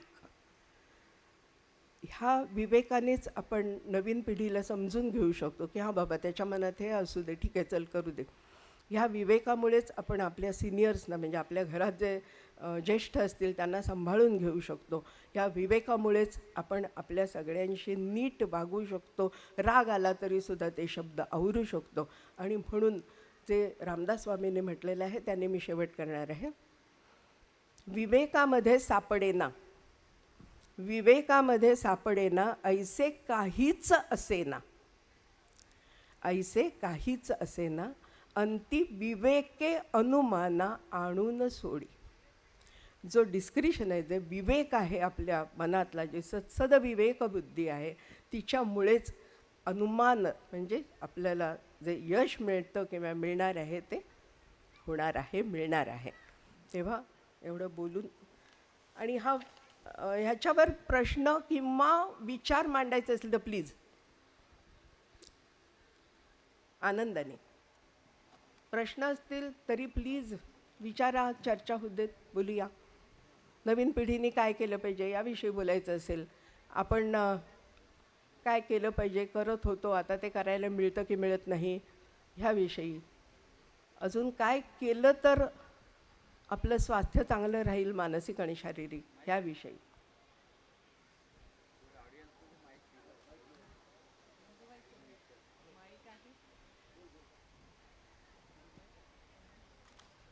तुमच्यापैकी कोणी बोलेल का थोडं? नाही झालं आमचं सगळ्यांचं झालं. काय? म्हणजे इथे सगळ्यांचं बोलून झालेलं आहे. नाही नाही, ह्या विषय आत्ता जो विषय काल आज आणि उद्या. आता नंदुबाई थोडंसं सांगतील त्या आणि मग ते बोलतील. मग तुम्हाला तुमचे प्रश्न असतील ना ते विचारले जातील. नीलाताई, सकाळी एक इथे सुरेश वर्तक बोलतोय. नमस्कार. नमस्कार. ओळखलं असेल मला. हो. आम्ही एकाच कॉलेजचे म्हणजे आहे लेक्चरर. आपण विद्यार्थी हे प्रोफेसर होते, बरोबर ना? तुम्ही सायन्सला होते, आम्ही आर्ट्सला होतो. हां हां, बरोबर. तर सकाळी एक विषय झाला की माध्यम काय असावं मुलांचं. म्हणजे आता इंग्रजीकडे ओढा जास्त आहे, मातृभाषा आणि इंग्रजी माध्यम ह्याच्यातनं मेळ कसा साधावा या दृष्टीने थोडं आपण, कारण आपण चांगला व्यासंग आपला आहे या संदर्भामध्ये शैक्षणिक क्षेत्रामध्ये. म्हणजे मी तर म्हणेल आपल्या समाजाचे एक कुलगुरू म्हणजे मुंबई विद्यापीठचे कुलगुरू आपले मुकलेले आहेत थोड्यासाठी, कारण त्यांचं नाव खूप चर्चेत होतं, मला माहिती आहे, पण त्याला ते झालं नाही. असो, पण ह्या विषयावर पण तुम्ही थोडं भाष्य करावं असं मला वाटतं. मराठी आणि इंग्रजी, बरोबर? हां हां. नाही, कसं आहे की मराठी आत्ता मला माहिती आहे की आपण आपल्या मुलांना मराठी मीडियममध्ये घालतोच असं नाही, आपण त्यांना इंग्रजी मीडियममध्ये टाकतो. त्याचं कारण स्वच्छ आहे की इंग्रजी मीडियममध्ये टाकलं की त्यांना बोलता येतं, त्यांना वाचता येतं, त्यांचं कॉलेजमधलं शिक्षण नीट होतं. यात चूक काहीच नाही आहे. प्रयत्न असे करायला हवे आहेत की मराठीमध्ये उच्च शिक्षण घेता येईल का सायन्सचं. आत्ता तरी मला ते तसं वाटत नाही आहे. म्हणजे उदाहरणार्थ आता बायोकेमिस्ट्री हा विषय मला इंग्लिशमधूनच शिकायला लागला किंवा माझ्या इतक्या पुढच्या पिढ्यांना इंग्लिशमधूनच मी शिकवला. ते काही मराठीत पुस्तकं आलेलं नाही आहेत अजून. त्यामुळे इंग्रजी हे अनअव्हॉइडेबल आहे. पण त्याबरोबर मराठी जपली पाहिजे, कारण मराठीला एक वेगळं सौंदर्य आहे आणि आपण विचार मराठीत करतो. मला नाही वाटत आपली मुलं बाळं काही कोणी इंग्लिशमध्ये विचार करतात. शेवटी आपल्या मनात जे विचार असतात ते कुठल्या भाषेत येतात? मराठीतच येतात ना. मग ती मराठी आपण जपायला पाहिजे. इंग्लिशमध्ये आता ज्ञान इंग्लिशमध्ये मिळतं, त्याला पर्याय नाही. आता माझ्या अंदाजाप्रमाणे अनेक विषयांची पुस्तकं मराठीत होत आहेत. हिस्ट्री आणि आर्ट्सची तर नक्कीच आहेत. ती जर वाचता आली किंवा त्याच्यावर जर डिग्री मिळवली तर फार चांगलं होईल. त्या योगे मराठीची वृद्धी होईल. अदरवाईज आपल्या सगळ्यांची जबाबदारी आहे की मराठी वाचावं, मराठी जपावं. मी अभय वर्तक. सकाळी आता सरांनी सांगितलं, ज्याला किरण सावे सर बोलत होते आणि आजच्या कार्यक्रमाचे स्वागताध्यक्ष अनिल वर्तक यांनी एक मुद्दा मांडला जो काळाची गरज आहे, की ज्याविषयी मी स्वतः लिहिलं आहे, वृद्धाश्रम काळाची गरज की अपरिहार्यता. तर मला ह्याविषयी तुमच्याकडनं जाणून घ्यायचं आहे की हा जो विषय आहे यामध्ये स्त्रीची भूमिका काय असेल किंवा स्त्रीचं काही दोषारोप जास्त प्रमाणात होतोय का की पुरुष मंडळी चुकतात, ह्या अनुषंगाने काहीतरी. कुठल्या विषयात? वृद्धाश्रम. ओके, बोलते. हां. मुद्दा असा आहे की वृद्धाश्रमात राहणं ह्याच्यात तरुण पिढीची चूक आहे म्हणून वृद्धाश्रमात गेले असं काही नसतं. आता नाही मला चालतं, सवय. कसं आहे की बरेच वेळेला आता मी हे माझ्या उदाहरणावरून सांगते, कारण माझ्या मैत्रिणी आहेत वृद्धाश्रमात आज राहत आहेत आणि अतिशय आनंदाने राहतात. एक मी तुम्हाला उदाहरण देते. तपोवन नाशिकजवळ, हां, तिथे डॉक्टर देवराव पाटील यांचं जे कार्य आहे मणिपूरच्या विद्यार्थ्यांसाठी, तर त्या कार्यात सहभागी झालेले नाशिकचे ते मधुकर ठाकूर होते. काय त्यांचं आडनाव? हां, ठाकूर नाही, ठक्कर. तर त्यांचा वृद्धाश्रम आहे. तर आम्ही तिकडे राहिलो होतो एक दिवस, कारण आम्ही आमच्या कामासाठी गेलो होतो. या मणिपूरच्या मुलांच्या मीटिंग होती, तिकडे राहिलो. त्या वृद्धाश्रमातल्या महिला इतक्या आनंदात होत्या की मी त्यांच्या मुलाखती घेतल्या दोघींच्या, की तुम्ही काय म्हणजे काय काय करता, तुम्हाला कंटाळा नाही का येत आणि तुम्हाला मुलाबाळांपासून अरे काय म्हणे सांगता तुम्ही, इथे आमचा मिनिट आणि मिनिट आमचं वापरलं जातं. म्हणजे असं की सकाळी आम्ही भगवद्गीतेचे श्लोक म्हणतो, मग त्याच्यानंतर ब्रेकफास्ट नंतर आम्हाला 1 तास आमच्यासाठी दिलेला असतो, त्याच्यानंतर आमच्यासाठी लेक्चर्स अरेंज केलेली असतात, नंतर प्रवचनं असतात, भागवत. आम्हाला 1 मिनिट वेळसुद्धा मिळत नाही आणि आम्ही अतिशय आनंदात आहोत तिथे. त्यामुळे वृद्धाश्रम कसा चालवला जातो आणि कुठल्या ॲटिट्यूडनी तिथे राहिलं जातं हे महत्त्वाचं आहे. वृद्धाश्रमात राहणं ह्यात काही मोठं वावगं आहे असं बिलकुल नाही आहे. आणि आता ज्यांची मुलं परदेशी आहेत त्यांना काय पर्याय आहे ते वृद्धाश्रमात. आणि काय माहिती आहे, शेवटी ॲक्सेप्टन्स हा फार महत्त्वाचा असतो. सिच्युएशन ॲक्सेप्ट करावी लागते. ते ॲक्सेप्ट न करता कुरकुर चिडचिड करत राहिलं की मग काय मनाला क्लेशच होत राहणार. त्याच्यापेक्षा जर वृद्धाश्रमात राहायची वेळ आली तर आनंदाने राहावं. तिकडेही चांगलं. आत्ता मी काही दिवसापूर्वी पुण्याजवळच्या वृद्धाश्रमात आमची मीटिंगच तिकडे घेतली होती एका संस्थेची. तर तिथे गेलं होतं तर तिथेही महिला आनंदात होत्या, सांगत होत्या की माझा मुलगा हैदराबादला आहे, येतो मध्ये मध्ये भेटतो, आम्ही इथे मजेत आहोत.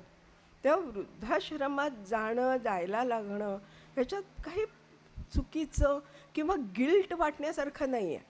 मुलांसाठी हे नाही गिल्ट वाटण्यासारखं. आता मुंबईत समजा 2.5 खोल्यांची जागा आहे तर त्याच्यात वृद्ध आईवडील, अभ्यास करणारी 3 तरुण मुलं किंवा लहान मुलं आणि त्यांचे आईवडील एवढे जर लोक राहत असतील, 7 माणसं, तर कसे काय राहणार. मग त्याच्यापेक्षा जर कोणी वृद्धाश्रमात जायचा पर्याय शोधला तर तो मुलांनाही काळिमा वाटता कामा नये. आणि जे वृद्धाश्रमात जाऊ इच्छितात त्यांनी आपल्या मुलांना ते गिल्ट देता कामा नये असं मला वाटतं. बदलतं आहे, काळ बदलतो आहे, जमाना बदलतो आहे. नोकऱ्या राहिलेल्या नाही आहेत 9 ते 5. मुलांना जावं लागतं, कुठे बंगलोरला जावं लागतं, हैदराबादला जावं लागतं, तिथे राहावं लागतं. काळ बदलतो आहे. त्या बदलत्या काळानुसार फक्त मला एवढंच वाटतं की जिथे कुठे राहावं लागतं तिथे आनंदाने राहावं. जे काय आहे त्याचा उपभोग घ्यावा. कुठे वाचन असेल, कुठे लेक्चर्स असतील, जे काय असेल ते बघा. अभय, कसं काय वाटतं बोला.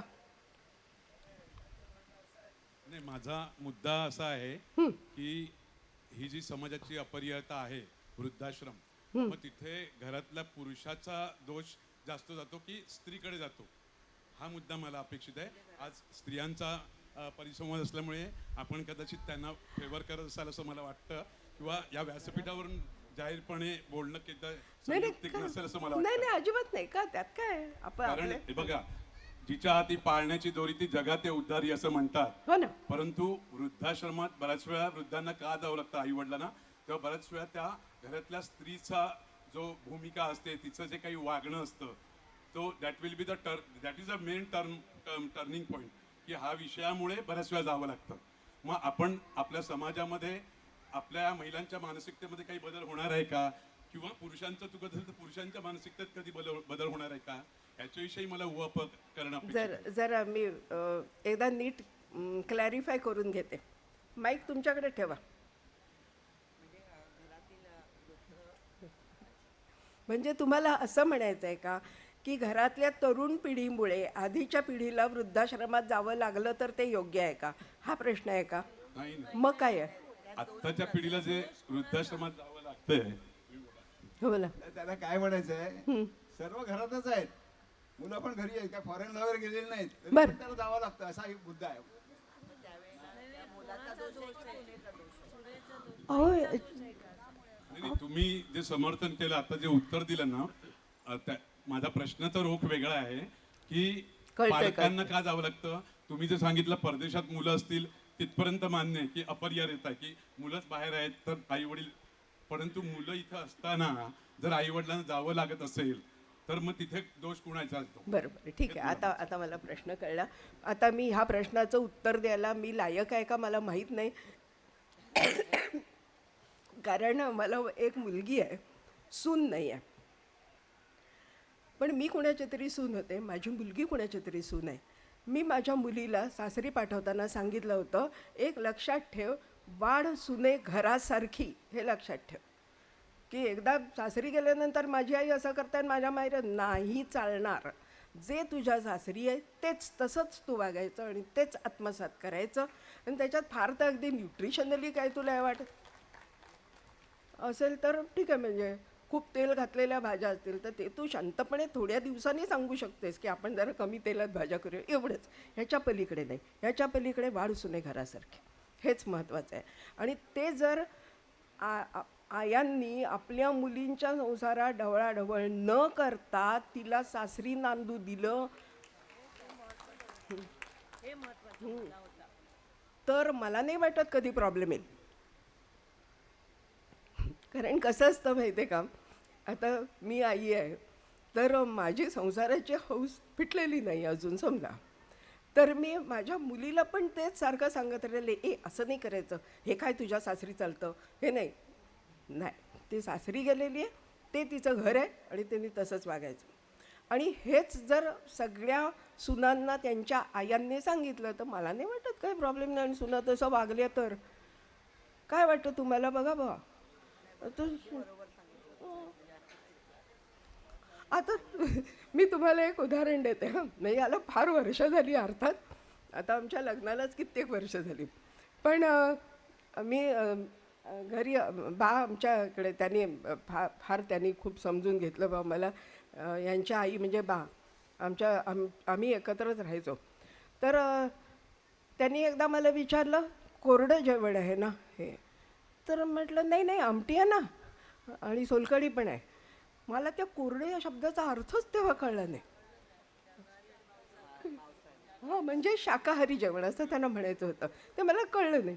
त्यामुळे मी माझ्या मते काय काय सांगत राहिले. पण नंतर हळूहळू ते सगळं मला कळायला लागलं आणि त्यांनी मला खूप समजून घेतलं की या मुलीला अंडंसुद्धा फोडता येत नाही तर काय सांगणार. पण तर हे सासू सुना दोघींनीही समजून घेतलं पाहिजे. देवरावांच्या आई बा म्हणायचो आम्ही, त्या आमच्याकडे कितीतरी वर्ष होत्या. त्यांना मी म्हणायची, आता जाऊन दे, आता मी तुमच्याकडे शेअर करते, मी त्यांना म्हणायची, बा तुमची एक पण सून तुमच्या इतकी सुंदर नाही.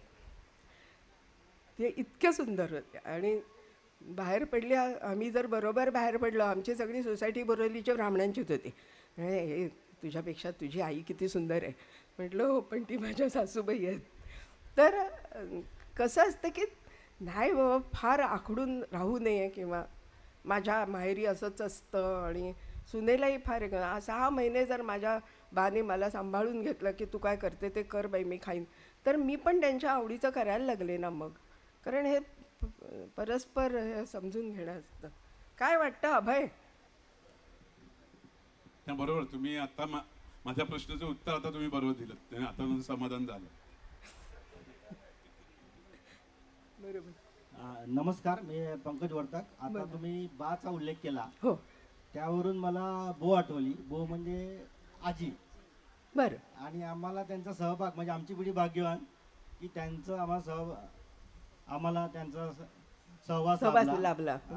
तर आता तुम्ही बाचा उल्लेख केला की उपजत हुशारी जी सोमवंशी क्षत्रिय ज्या वाडवळ समाजात आहे, हो. तर आमच्या बोना सुद्धा आम्ही बघितलं. आणि जयंतराव पाटीलचा उल्लेख केला तुम्ही, तर हो. त्यांनी सांगितलं मॅनेजमेंट जे आत्ताच्या शब्दात म्हणतात, तर वसईतली पानवेल असो, फुलशेती असो, म्हणजे लागवडीपासून विक्रीपर्यंत ते सर्व महिलांच्याच हातात असायचं. हीच आपल्या वाढवांची संस्कृती.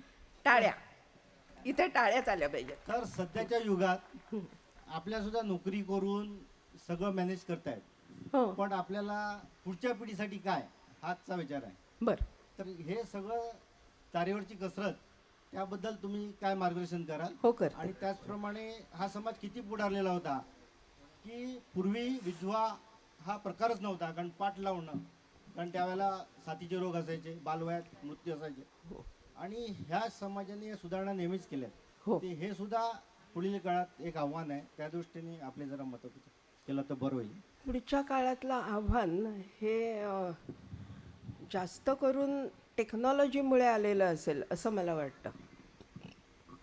म्हणजे आत्ता तुम्ही जे म्हणता आहात की पाठ लावणं किंवा हे मागच्या पिढीसाठी, हो, हे मी वाचलेलं आहे पुस्तकांमधून.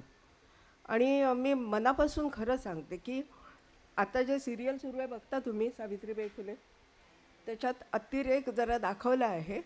पण ब्राह्मण समाजात वगैरे जे काय होतं, म्हणजे हे मी साधारण 100 वर्षापूर्वीचं सांगते, आणि दुसरं पण एक सांगते की ज्या समाज सुधारणा झाल्या त्या ब्राह्मणांनीच केलेल्या आहेत. महर्षी कर्व्यांपासून ते भिड्यांपर्यंत की ज्यांनी ज्योतिबांना वाडा दिला आपला. मुद्दा असा आहे की पाठ लावणं हे आता हे शब्दसुद्धा मागे पडलेले आहेत. आता मी हे माझ्या नात्यातलं उदाहरण देते की सैन्यात असलेला जवान जो धारातीर्थी पडला तर त्याच्या तरुण विधवा झालेल्या मुलीशीच म्हणते मी किंवा त्या मुलीशी लग्न करायला 4 घरं सोडून असलेला माझा चुलत भाऊ तयार झाला. तेव्हा हे जे आहे की पुनर्विवाह किंवा हे व्हावं की मला तर उलट भीती अशी वाटते आहे किंवा हे मी बाकीच्या ह्याच्यातनं बघते आहे समाजातनं म्हणून आपल्या नाही हे मी स्पष्ट करते वाडवळ समाजात नाही पण बाकीच्या समाजात जे मी बघते आहे की सुनांचा किंवा सासूचा अतिरेक एखाद्या गोष्टीचा काही नाही आहे असंच झालं पाहिजे नाही आहे तसं झालं याच्यामुळे ते एक विलक्षण विचित्र वातावरण तयार होतं आहे. त्याच्यामुळे घरं जर फुटत असतील तर ते बरोबर नाही आहे. त्यामुळे काय असतं की काही वेळा आपण पुढच्याच ठेच मागचा शहाणा असं वागायला लागतं आणि म्हणून हे आपण ज्या वेळेला आपल्या घरात एज्युकेटेड हायली एज्युकेटेड सुना येतात आणि त्या माझ्यासारख्या 9 ते 5 किंवा माझं 9 ते 5 नव्हतं जॉब ते सोडा पण जे शिक्षण क्षेत्रात असतील किंवा त्यांचा जो ठराविक तासांचा जॉब असतो तसं जर सून करत नसेल तर तेही ॲक्सेप्ट करणं आज गरजेचं आहे. कारण फील्ड बदलली आहे, टेक्नॉलॉजी बदलली आहे, सगळं कामं बदललेली आहेत, नोकऱ्या बदललेल्या आहेत, वेगवेगळ्या प्रकारच्या झाल्या आहेत. तेव्हा ॲक्सेप्टन्स हे धोरण प्रत्येक गोष्टीत असणं आवश्यक आहे असं मला वाटतं. प्रत्येक गोष्टीचा ॲक्सेप्टन्स. ॲक्सेप्टन्समुळे अजून काय होतं माहिती आहे का आपल्या मनातला कॉन्फ्लिक्ट कमी होतं आणि आपण आनंदात राहतो. बरोबर नाही ना झाला अजून काय प्रश्न असले तर सांगा नाही तर आता हॅलो हा बोला. मी सचिन राऊत. हो आपला जो आता परिसंवाद चालू आहे काल आज आणि उद्या होय ह्याच्यामध्ये तुमचं मार्गदर्शन आम्हाला असं की कुठली पिढी श्रेष्ठ ठरेल. बरं माझा प्रश्न असा आहे की कुठच्या बाबतीत सर्व बाबतीत मार्गदर्शन म्हणा किंवा सक्सेस कुठली पिढी ठरेल. सक्सेस कशाला म्हणायचं according to you what is success. आपलं मानसिक म्हणजे आपण म्हणतात ना की मी सुखी आहे. समाधान समाधान तर तुम्ही कोणाला जास्त श्रेय द्याल काल आज की उद्या. काल तर आम्हाला ते समजेल की काल का आज का सांगते कारण माझा एक म्हणजे स्वतःचा वैयक्तिक सांगतो. बघा जुनी पिढीने आम्हाला घडवलं त्यांचे आशीर्वाद दिले प्रश्नच नाही आणि त्यांच्या आशीर्वादामुळे आम्ही आज जे काय आहे तो त्यांचा म्हणजे बोलतो ना आम्ही बोलतो आई वडिलांची पुणे. हो परंतु असं काय बॅकग्राऊंड आहे की आई वडिलांची पहिली खूप गरिबी होती आपली त्यांनी आपल्याला आणलं बरं पुढे. आज आपण स्थिर झालो आपण त्यांचा विचार करतोय आणि पुढे सुद्धा काहीतरी ठेवून दिलेलं आहे. तर माझं असं वैयक्तिक मत आहे की आमची पिढी श्रेष्ठ. आता तुम्ही सांगा आम्ही श्रेष्ठ की अगोदरची पिढी श्रेष्ठ.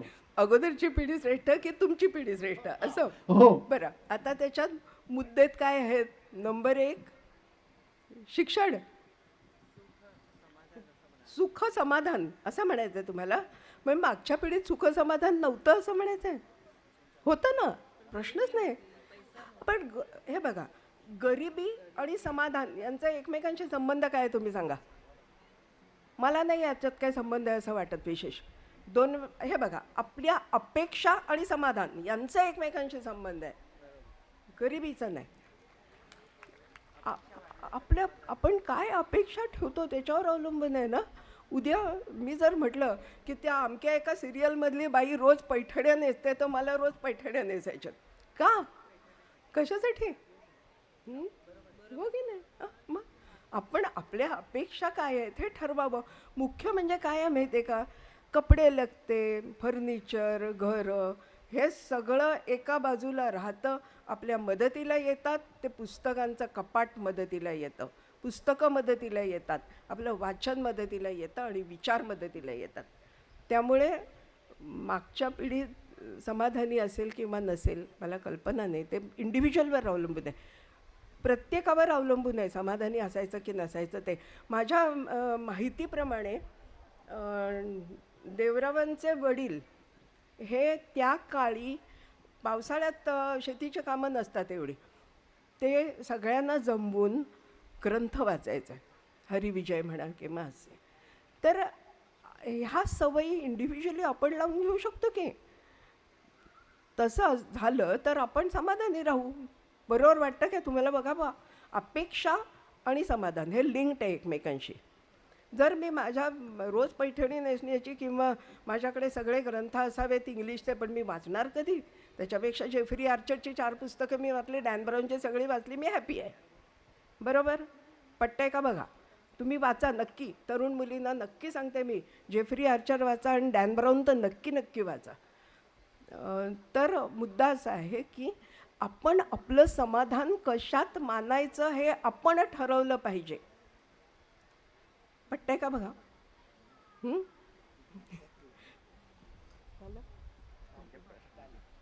नमस्कार, माझं नाव पल्लवी अभ्यंकर. माझा असा प्रश्न आहे. अच्छा, बोला बोला. हां, माझं नाव पल्लवी अभ्यंकर. माझा असा प्रश्न आहे की आता जसं काल, आज आणि उद्या, तर पूर्वीच्या ज्या पिढी होत्या त्यांना 1-1 डझन अशी मुलं असायची.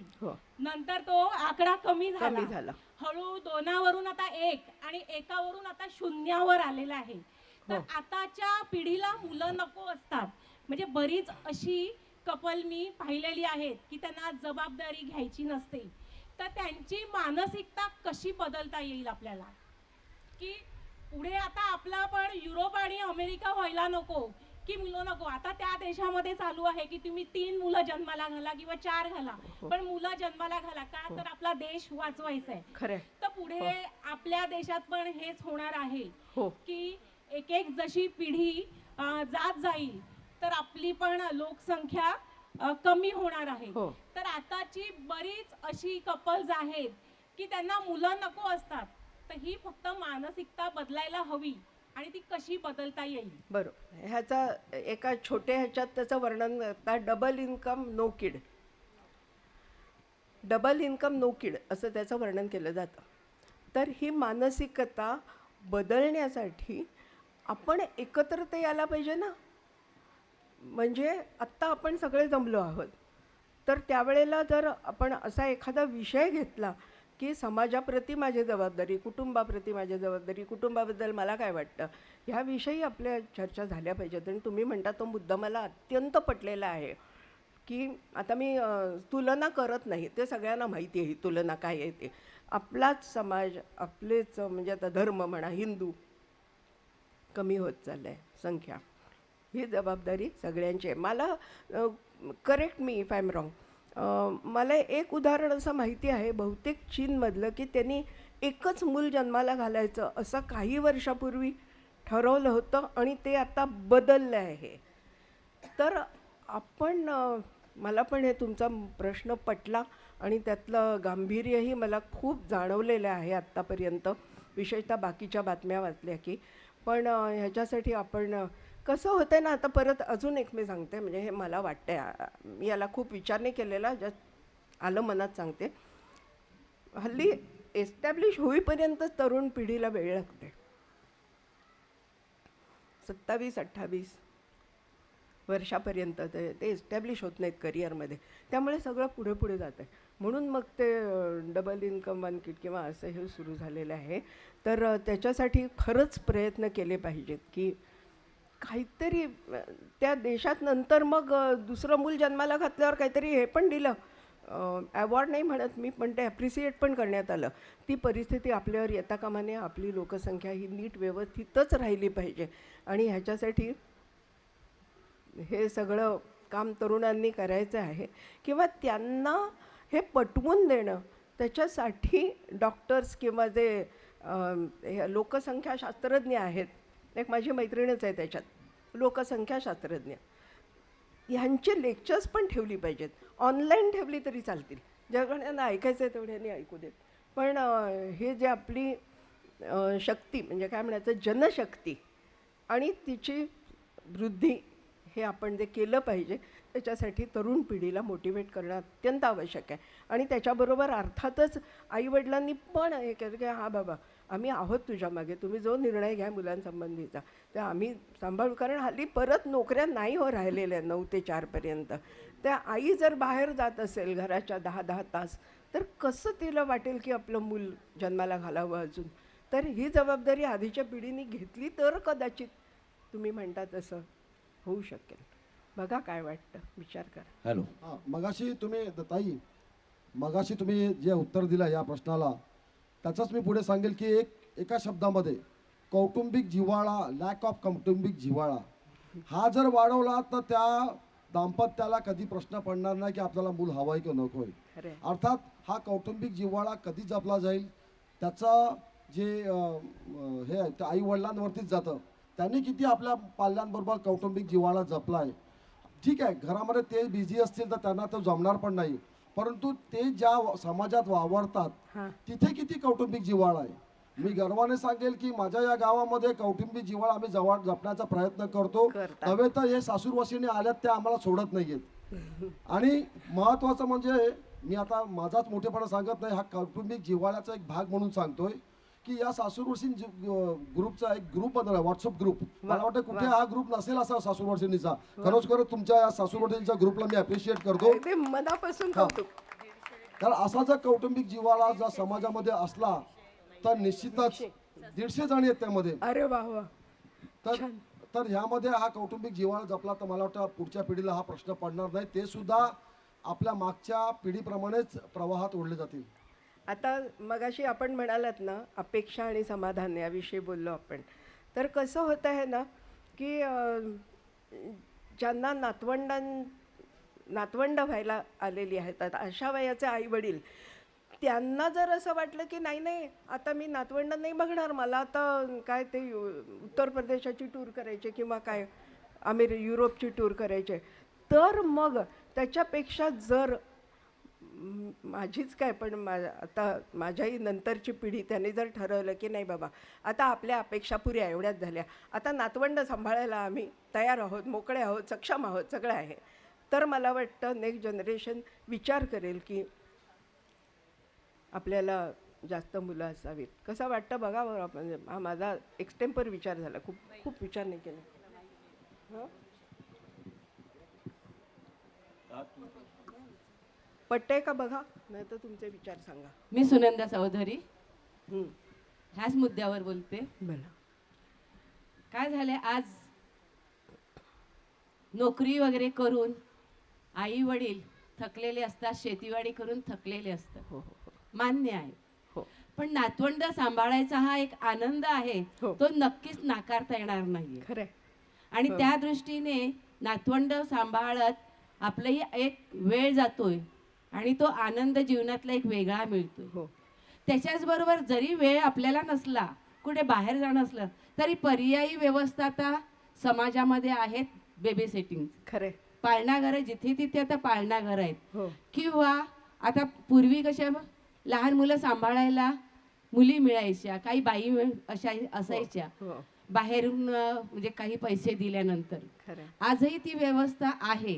म्हणजे घरामध्ये जरी कोणी फक्त दुर्लक्ष होणार नाही ह्याची काळजी घेणारे पालक आहेत. जरी ते म्हातारे झाले तरी त्यांचं लक्ष तितकंच असतं.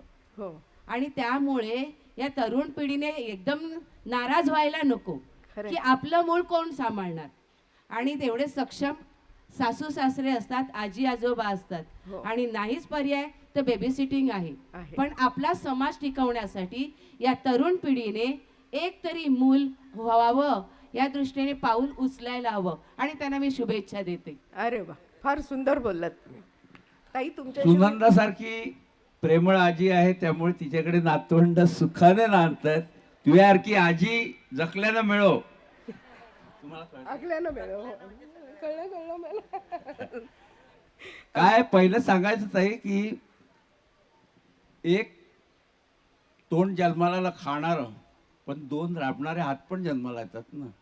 आज त्या समाजात तसं आहे की ते राबतायत हात, आपण त्यांना दोष देतोय, पण आज गॅरेज आहे, पेंटर आहे, सगळं तो समाज आहे पुढे. आपल्याकडे एकच आहे, तो इंजिनियर आणि डॉक्टर होतोय, शिकतोय. पण त्यांच्यामध्ये कष्टकरी समाज आहे, आपण त्यांना दोष देऊन फायदा नाही. आपण पोचत नाहीत नाही, त्यांना, आपण फक्त नाही त्यांच्या ज्या वाईट भावना आहेत त्याच्याविषयी आपल्याला ऑब्जेक्शन आहे. तर आमचं म्हणणं हे होतं की ज्या आपल्या जुन्या चालीरीती आहेत त्याच्या बऱ्याचशा आमच्या गावातनं गेल्या. म्हणजे एक उदाहरण सांगते मी तुम्हाला की पहिली तक्ती बांधायची, तिरडी मेल्यावर माणूस. Okay okay. हा, तर आमच्या पंचकृषीमध्ये पहिलं स्टीलचं स्ट्रेचर आमच्या गावाने केलं. तेव्हा आम्हाला आजूबाजू अंगतला किराव करा ते बेंडीने म्हणून त्याही स्ट्रेचर केलं. पण आता जकडे स्टेशनवरच जायला लागले. त्यामुळे सुधारणा जो वारसा आहे तो आपल्या गावाला आहे. वा वा. हा, म्हणजे त्याच्यात काशीनाथ भाऊचं मला उदाहरण देता येईल की काशीनाथ भाऊने स्वतःच्या घरापासून या सगळ्या हे केलं की कोण काय बोलेल ते नाही. नेतृत्व जेव्हा करतं ना, मग तो समाज आपोआप त्यांच्या मागे जातो.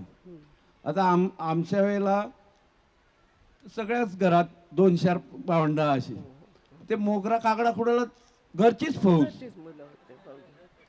तुम्ही सांगितलं की शिक्षणाचं महत्व मागच्या पिढीला होतं की आम्हाला अंगाशे हिकून काय बॅरिस्टर व्हावं नाही, पहिला हिपाला जा म्हणजे शिकणं करा, आपला वारा आहे. आम्ही खिडकीतनं दप्तर टाकून कागडा खुडायचा असे. त्यामुळे श्रमाचे संस्कार झाले, भले आमचं शिक्षण नसेल झालं पण श्रमाचे संस्कार झाले. तर या समाजातून असं बदल व्हायला पाहिजे, एवढं. बरोबर आहे तुम्ही म्हणताय ते. टाळ्या खरंच. धन्यवाद नीलाताई. म्हणजे आता ज्या माहेरवाशिणी आहेत त्यांनाही त्यांच्या मनातील काही म्हणजे मन मोकळं करायचं आहे. तर त्यासाठी मी आमचे बाल समाजोन्नती मंडळाचे कार्यकर्ते नंदूबाई यांच्याकडे पुढील सूत्र देते. जरूर. आणि फक्त यांना एक उत्तर तर द्यायला पाहिजे ना काहीतरी. नको का बस तू स्थिती सांगितली आणि बरोबर आहे. ठीक आहे, उत्तम. मनापासून धन्यवाद. खूप छान वाटलं. अतिशय सुंदर संवाद घडला आहे आणि अतिशय मनापासून मी आभारी आहे हेमाताई, तुम्ही आणि तुम्ही सगळ्यांनी नीट शांतपणे ऐकून घेतलं म्हणून पण तुमचे अत्यंत आभार. आणि मला इथे संधी दिलीत किरवलीला येण्याची. अरे ते काय सुंदर निसर्गरम्य किरवली आहे आणि मला इथे यायला मिळालं, ह्याच्यासाठी मनापासून आभार.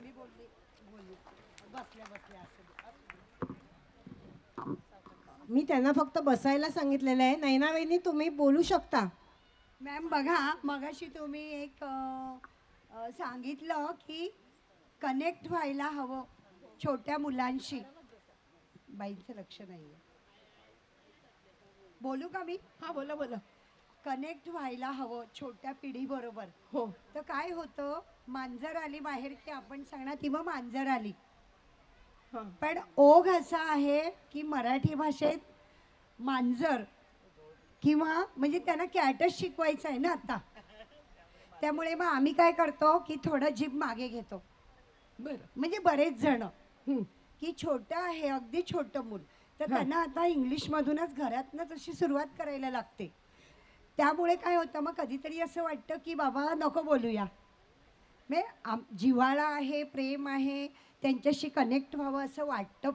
पण आत्ताची जी आमची पिढी आणि अगदी छोटी की नुकता जन्माला 2-2.5 वर्षाची, 3 वर्षाची, तर मग त्या इंग्रजी भाषेमुळे मराठी भाषा तशी लोप पावत चाललेली आहे, घरातली सुद्धा. तर मग कनेक्ट होता येत नाही त्यांच्याशी जास्त. आम्हाला घाबरायला होतं असं काही जणांना. मला नाही असं वाटत. मला काय आता एक म्हणजे तुम्ही जरा हे सगळं लाईटली घ्यावं असं मला वाटतं. मी जे आत्ता बोलणार आहे ते की पु ल देशपांड्यांनी एक लिहिलेलं आहे, त्यांच्या वाङ्मयातलं आहे की एक महिला म्हणते, रॉबिन सोड सोड माझा पदर, प्लीज लिव्ह माय पदर. तर हे जे असं करूया. तर हे बंद झालं पाहिजे. मराठी बोला ना सरळ. लहान मुलं अशी असतात की ते कितीही भाषा शिकू शकतात. हो, माझी नात 4-5 वर्षाची असताना किंवा त्याच्यापेक्षा लहान बंगलोरला होती, ती कन्नड शिकली. ती काय बोलायची आम्हाला कळायचं. म्हटलं का काय बोलतेस काय तू? नाही नाही म्हणे मी शिकले ते. म्हणजेच काय की लहान मुलांना कॅट असं म्हणायची गरज नाही, हे मांजर आहे आणि ते आलंय आत्ता आपल्या घरात. ओके, काय हरकत नाही, इंग्लिश येतं त्यांना, पण मराठी आपणच जपलं पाहिजे. आणि मुलं शिकतील भाषा. किती भाषा शिकू शकतात लहान मुलं, हे मी नक्की सांगते, अनुभवावरून सांगते. आता दुसरं अजून पण एक सांगते की मी मेडिकल कॉलेजमध्ये शिकवत होते, KM आणि सायन हॉस्पिटल. तर तिकडे मराठी एकांकिका मी आवर्जून बसवायची. आणि सगळे मुलं, आता बालमोहनमधली मुलं आणि टिळक विद्यालयातली मुलं मला ओळखायला यायची, कारण ती त्यांचे संवाद मराठीत लिहायची. आणि बाकी सगळ्या शाळांमधून आलेली इंग्लिशमधून. म्हणजे असं की तू आता इकडे जा, सो TU तू, ATA आता, असं ते इंग्लिशमधून असायचं.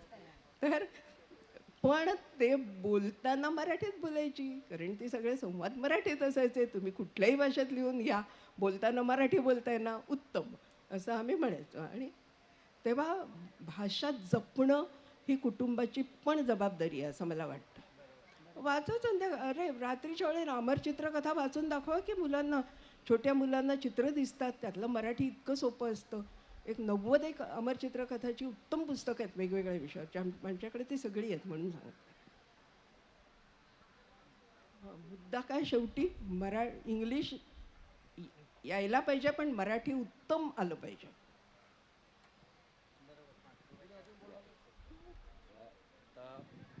ॲक्च्युअली तुम्हाला दखल्यानं मी सांगेल का ताईंना हे प्रश्न विचारा की आपल्या ज्या अनिष्ट प्रथा काही बंद होत आल्यात, काही नव्यानं आल्यात, आपल्या समाजात नव्हत्या, आमंत्रणाला येतील तेव्हाच साड्या घेऊन येते, जख मारीत जावं लागते लग्नाला. अरे हो नाही ते नव ते कटणं आला यो रोग, ते काय कळे नाही. बिजा एक रोग आलाय. अरे आमच्या साखरपुड्याला आम्हाला नव्हतं नेलं, आता 600 लोक लागते साखरपुड्याला, केला लागते काय कळे नाही. 5 जण जायचे, वासा साखरपुडा, आता 600 लोक लागतात. त्यात पण आवडे पदार्थ ठेवलेत, आवडे आयटम ठेवते, आवडा लोक जेला, हे अभिमानाची गोष्ट सांगतात. कटणं आले हे सगळं, थोडं तर थांबवा. एक बाई भर निम्रत तरी एप्रिलमध्ये उभी होती, बारक पोर कड्यार. तिला अंतर काय ग, ते जावेसची माऊस बहीण आहे ना, त्या पोरा अगं जावेसची माऊस बहीण, तुला काय संबंध नाही. अंग ते तोंडावर पडे, अगं तू समाज तोंडावर पडला त्या काय, तू केला चालली तटे लासकट आवानी. 600 लोक पाहिजेत केला तडे, 5 लोक पाहिजेत. तर आया काय अनिष्ट रीती होतील ना, त्यार्थी जर तुम्हाला काय बोला असेल ना, खरंच बोला. दुसरी गोष्ट की तुम्ही बोलीभाषेविषयी बोललं. बोलीभाषा बोलणारे दिवंगत झाले आणि भाषाशास्त्रज्ञाला आता भरता आलं की एक बोलीभाषा मेली तर एक संस्कृती मरते. एकदा लहान मुलांना मी सांगितलं, होय अटे काय गेला, राठाखाली खेळा. त्यांना राठाखाली म्हणजे काय ते कळलं नाही, कारण भाषा मेली, त्यामुळे संस्कृती मेली.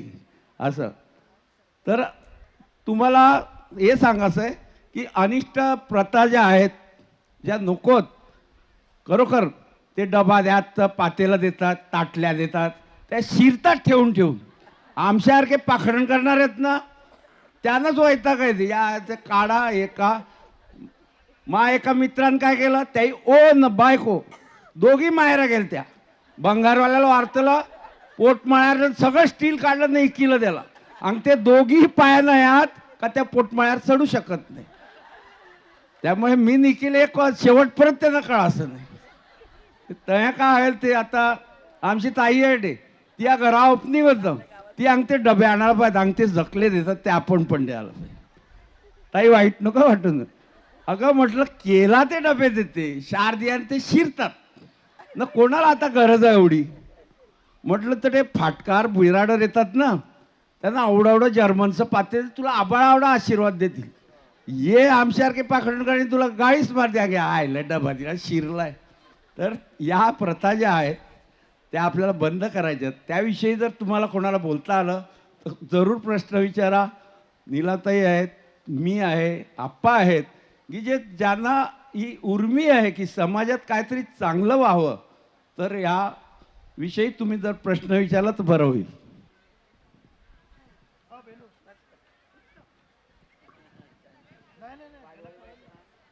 आता नंदुबाईने सांगितलं आणि खरोखर ते आवश्यक आहे, बदलणं आवश्यक आहे. आणि आपल्या गावापासून अशी सुरुवात झालेली आहे. ज्याप्रमाणे अशा वाईट प्रथा वाटतात आपल्याला, त्याप्रमाणे आपल्या समाजाची एक अतिशय इतर समाजाने घेण्यासारखी आणि आपल्याला अभिमानास्पद अशी एक गोष्ट आहे की आपल्या समाजामध्ये हुंडाबळी जात नाही. कारण आपल्या समाजातनं हुंडा घेतला जात नाही, कधीच नाही. म्हणजे माझं लग्न झालं त्यावेळेला सुद्धा सांगितलं होतं की काय तुम्हाला द्यायचं का, तर नाही नाही तुमची मुलगी आहे तर तुम्ही तुमच्या पायरीप्रमाणे काय द्यायचं ते द्या, आम्हाला काही नको. पण हीच अवस्था अजूनही आहे की कोणीही मागणी करत नाही की मला गाडी द्या, मला ब्लॉक द्या. अशा प्रकारची मागणी न करता आपण हुंडा पद्धत बंद, म्हणजे आपल्यामध्ये नाहीच आहे. ही एक खरंच चांगली गोष्ट आहे. म्हणजे उल्लेखनीय आहे की ती गोष्ट इतर समाजाने अनुकरण करावी अशी आहे. अशी चांगली पण गोष्ट आहे. आणि दुसऱ्या अशा नवीन गोष्टी म्हणजे आता येत चालल्यात. नंदुबाईने सांगितलं की पाश्चिमात्य संस्कृती आपण जास्त जपतोय. पूर्वी 5 माणसं साखरपुड्याला नवरीकडे जात असत, मुलीकडे सासरची माणसं, आणि साखरपुडा ब्राह्मण येऊन तो उरकून जात असे. म्हणजे आपण तिकडच्याच नातलगांना बोलून जेवण देत असत. पण आत्ताचा साखरपुडा पाहिला तर असं वाटतं की फक्त ब्राह्मणांनी लग्न लावायचं बाकी ठेवलेलं असतं. म्हणजे खरोखर लाईन लावून आपण त्यांना भेटायला येणार, ते स्टेजवर येईपर्यंत ती तयारी करेपर्यंत 2 तास माणसं थांबणार, मग ते येणार, मग तो कसला धूर सोडणार आणि त्यातनं ते येणार, मग त्यांच्यावर पुष्पवर्षाव आणि नाचणार. म्हणजे हे कुठेतरी थांबायला हवं असं मलाही वाटतं. बिया एक रोग आलाय. पोरं परीक्षेला आली 10वी का 12वीच्या का आले त्या शुभेच्छा द्यायला पेनं घेऊन 100 रुपये घेऊन. महापोराई परीक्षा होती SSC. मी पहिल्या दिया फक्त त्याला केंद्र दाखविलं ना कामार गेला. राऊतसाहेब सांगते तुमचा पोर 10वीला ना तुम्ही कामार, तुला काय झालं? नाही नाही रजा घ्यायची असते. म्हटलं बाबासाहेबांनी काय घटनेत लिहिले का पोर SSCला आला का 12वीला आला तरी रजा घ्या म्हणून? हे आपलं आपण चालविले काय त्या पोरा अभ्यासात आपला काहीच येत नव्हते, सहभाग नव्हते. नंदुबाई, मला असं वाटतं की लग्न कार्य आणि इतर जेव्हा कार्य आपल्याकडे होतात तेव्हा जो तिसरा मांडव पडतो त्याबद्दल मला थोडी सुधारणा करावीशी वाटते. अतिशय उत्तम प्रश्न. काय माहिती आहे का यार, मी अधिकारवाणीत बोलू नाही शक्य कारण मी जाईच नाही. त्यामुळे त्याचे काय चालते ते माहिती नाही. जे जातात ना त्याही जर बंद केलं ना की नाही आपण ठरवायचं की नाही आपल्या गावात घालायचं ना, आपण कोणत्या ते जायचं नाही. आपल्या पदरशी 2 पेक प्या तोंड पुवा, कोणचं काय ऑब्जेक्शन नाही. म्हणजे ज्याला व्यसन आहे त्यानं आपलं चालू ठेवावी. तर ते वैयक्तिकरित्या जर तुम्हाला जर एवढं प्रतिष्ठित वाटेल, मला वाटते 90% पुरुष आता जातात तटे तिसऱ्या मांडवात. अख्खं काकणच्या काकण जाते. आमच्यासारखा एकदम एखाद दुरा मामा तटे नुसतं तोंड बघित उभारते. बघा अख्खं काकण आलं का ते तिसऱ्या मांडवात जाते. त्यामुळे त्याही ठरवायचं आहे जायचं का नाही ते.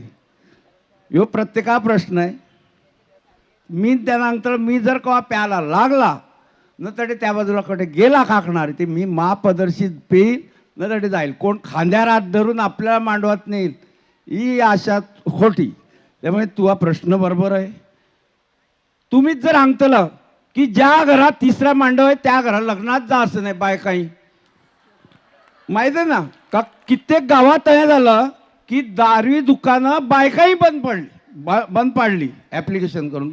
शासनात आहे कायदा आहे की सगळ्या बायकांनी 90% का 80% काय आहे त्या बायकांनी जर ॲप्लिकेशन केलं तर त्या गावाची दारू दुकानं बंद होतात.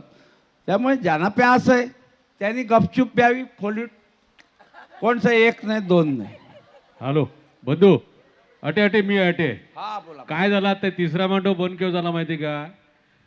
घरा बाजूही बेडी गेली ना. पहिले काही बेडी होती ना, फुटलेले कपाचे कान तुटलेले, त्यामुळे ते कपामध्ये थोडं वास. ते कप गेले ना, बेडी गेल्यामुळे हे झालं. नाही पण तेव्हा ओखन घेणारे पण कमी होते. हा. तर माझा प्रश्न आहे आता, मागच्या महिन्यामध्ये ना महाराष्ट्र टाईमला एक मस्त लेख आलता की आपल्या छत्तीसगडला एक जमात आहे, तर त्या जमातीने एक ठराव पास केला या लग्नावरूनच. या अशी लोक येतात खूप, तर त्याने एक ठराव असा पास केला त्या समाजाने की लग्नाला जेवणाला फक्त अमुकच आयटम राहतील, 5 ते 6 आयटम, त्याच्या व्यतिरिक्त जेवण नाही. म्हणजे आयटम ठेवायचे नाही जास्त.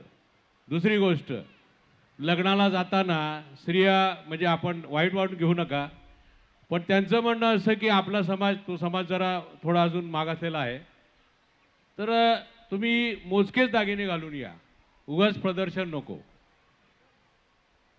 असं त्या समाजाने एक ठरवतो. मोठा लेख आलेला, तो मी वाचला. आता अशा गोष्टी तुम्ही म्हणता, तर आपल्या समाजात पण आपण एक करू शकतो ना. ठीक आहे, जेवण वगैरे करा, पण मोजके आयटम ठेवा ना. 25-30 आयटम, मग ते आहे थाळी घेऊन देवा फिरतात, फिरवाशे अख्खे आला काय, तटे पण करू शकतात ना. साधं जेवण आलं तर ताट घासून पुसून स्वच्छ राहते. अजून हां, हेमलताबाई, मगाशी तुम्ही एक चांगला एक दिलं की आपण जे साखरपुडा वगैरे करतो तिथे फक्त ब्राह्मण यायचा बाकी असतो. ठीक आहे, काही लोकांना हा खर्च परवडत नाही किंवा कर्ज काढून किंवा खूप असं त्रासातून हा संपन्न करतात आणि आवाढव्य खर्च करतात. पण मला असं वाटतं की एखादा माझ्या आयुष्यामध्ये जे चांगले क्षण आहेत, छोटे मोठे काही असतील, माझी जेवढी कुवत असेल तेवढे कुवतीने मी समजा असे सेलिब्रेशन केलं. आयुष्यामध्ये भरपूर अशा गोष्टी आहेत की जे मी करू शकत नाही, पण ज्या गोष्टी मी करू शकतो त्या जर मी केल्या तर काय वावगं नाही असं मला वाटतं त्या बाबतीमध्ये. हां, मी एक मानतो की काही वेळेला समाज हा फॉलो करतो, मोठ्या मोठ्या गोष्टींना फॉलो करतो. हा जो फॉलो होत असेल तर ते दुसऱ्या व्यक्तीने समजायचं आहे की माझी एवढी कुवत आहे का, मी करू शकतो का, हे त्याने शोधलं पाहिजे आणि उमजलं पाहिजे त्याला. बाकी जर एकदा अंबानीने समजा सगळ्यांना 5-5 करोड वाटून समजा त्यांनी घड्याळं वाटली तर वाटू दे ना, त्याच्याकडे पैसे आहेत, त्यांनी खर्च केले म्हणून त्या मैदानातला फुगेवाला आहे ना, त्या फुगेवाल्याला पण पैसे मिळाले. त्या फुगेवाल्याने जाऊन तिथे सर्कसला गेला तर सर्कसवाल्याला पण पैसे मिळाले. हे चलन सगळं आहे, फिरत राहणार.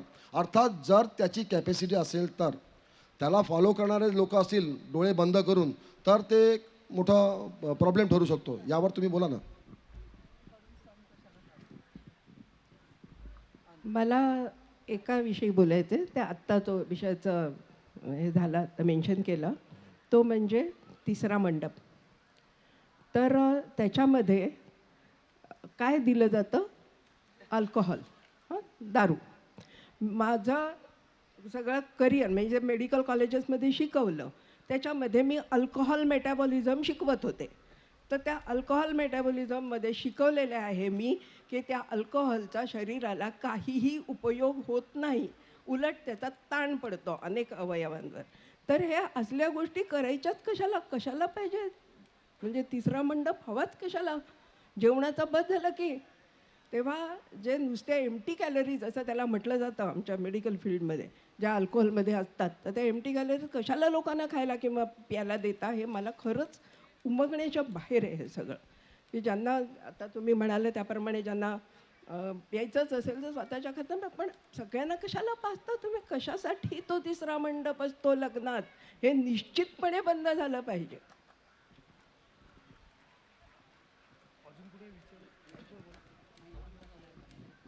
अजून कोणाला आपले मत मांडायचे आहेत? कोणाला अजून? या तिसऱ्या मंडपाबद्दल महिला म्हणून आपण काही करू शकतो का? विचार करूया. या बंद झाला पाहिजे. नाही होता का मग?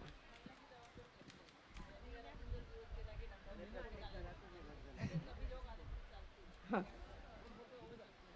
या ताई म्हणतात त्याप्रमाणे जर महिलांनी ठरवलं की हा नाही आपल्या घरात असं काय तिसरा मंडप होणार, कमी लोक आले तरी चालतील, तर हा एक आग्रह जर धरला घराघरातनं तर कदाचित कॉम्पिटिटिव्ह स्पिरिट जिकडे येतं ना, तुलना, तिथे हे सगळं खात करतं आपलं, की अमक्यानी केलं मी पण तसं करणार, अशा प्रकारे हे जे वाढत जातं. तसं नाही, आपल्याला जे पटतं तेवढंच करायला पाहिजे. बाईने एक मगाशी चांगला ठेवला की हुंडाबळी आपल्याकडे नाही आहेत, हुंड्याची पद्धत नाही आहे. लग्न ठरताना त्या वधू आणि वरपक्ष एकत्र बसून त्या याद्या करतात. हाऊला कावड्याही साडी घ्यायची, हऱ्याला कवडा तो पॅन्ट पीस शर्ट पीस घ्यायचा, हे सगळ्या याद्या करून त्या अख्खं वराड त्या ट्रॉलीमध्ये बहुतेक ट्रॅक्टरच्या ना बस्ता बांधायला जातात. तो बस्तावाला बिचारा आवडं मोठं गिरायकाला म्हणून सगळ्यांना थंड पाहिजे, ते ज्याला कळते तो जाते, त्या ज्याला नाही कळे तो जाते. प्रत्यक्ष घडलेला प्रसंग सांगते. मा बायकोला जेव्हा लग्नावेळेला शालू घ्यायचा तरी दादरला गेला मी. त्या आपलं सिलेक्ट करत्या, कोण ही काढ शेड ती काढ शेड. बाजूला एका कज्जा पडला, त्या याद्यामध्ये लिहिल तर तवड्या त्यापेक्षा सस्ती साडी त्या हाऊला घेतली, त्या पडला कज्जा. मा लक्षच त्या कज्जावरती. माई होणारी बायको सांगते, ओ ये शेड बरी आहे का, घे तुला काय. आमचं लक्ष तडे, कारण लोकनाट्य हा माझ्या जिव्हाळ्याचा प्रश्न, आणि तो कज्जा जो पडला तो माझ्याकरता करमणुकी उत्तम साधन होतं. त्यामुळे मा होणाऱ्या बायकोया साडीपाय शालूपाय पण मी बघितलं नाही. तर ही जी अण्णासाहेब वर्तक आणि त्या वेळेच्या धोरणांनी आपल्या समाजाला जी शिस्त सुधारणेकडे शिक्षणाकडे नेलं, ती यासाठी नाही की तुम्हाला सुबत्ता आली की तुम्ही मला माज यावा म्हणून, अनिष्ट प्रथा याव्या म्हणून. आज मेहंदी आहे, ठीक आहे, स्त्रियांच्या आनंदाचा प्रश्न आहे, मला बरं वाटतं ते. त्या सगळ्या मुली अगदी मस्तपैकी आनंदात असतात, त्यात काय फार मोठा हे होत नाही. अशा रीती आल्या. वानखटाला पोशी त्या पिक्चरमधनं आली, त्या नवऱ्याला उगाच त्या बुरदंड ते पोस्तं द्या ने द्या कट्टा. आपल्यात कोण होती वानखटा लपवाला? आता त्या लक्ष नाही आणि ती लपवाशीच नाही, ते त्यांना पोरपारने वळणार का काय काय माहीत. त्यांना तो जिथून एक प्रश्न विचारला की ज्याची कॅपॅसिटी आहे त्याने करावं. ह्या पायवाटेचा ना कधी महामार्ग होतो ते कळत नाही. या अनिष्ट प्रथा अशा येतात. त्यामुळे मग मी मगाशी म्हटलं ते काशीनाथ भाऊ त्यामानाने त्यावेळेला संपन्न होतं ते कुटुंब, पण त्यांनी चांगल्या प्रथा आपल्या घरापासून सुरू केल्या. त्या माणसांना मानावं लागेल की नेतृत्व असं हवा की आहे माझी कॅपॅसिटी, तुम्हाला करायचं करा, असं नाही केलं त्यांनी. त्यांनी आपल्या घरापासून तो आदर्श दाखवला. तर असं नेतृत्व हवं. धन्यवाद.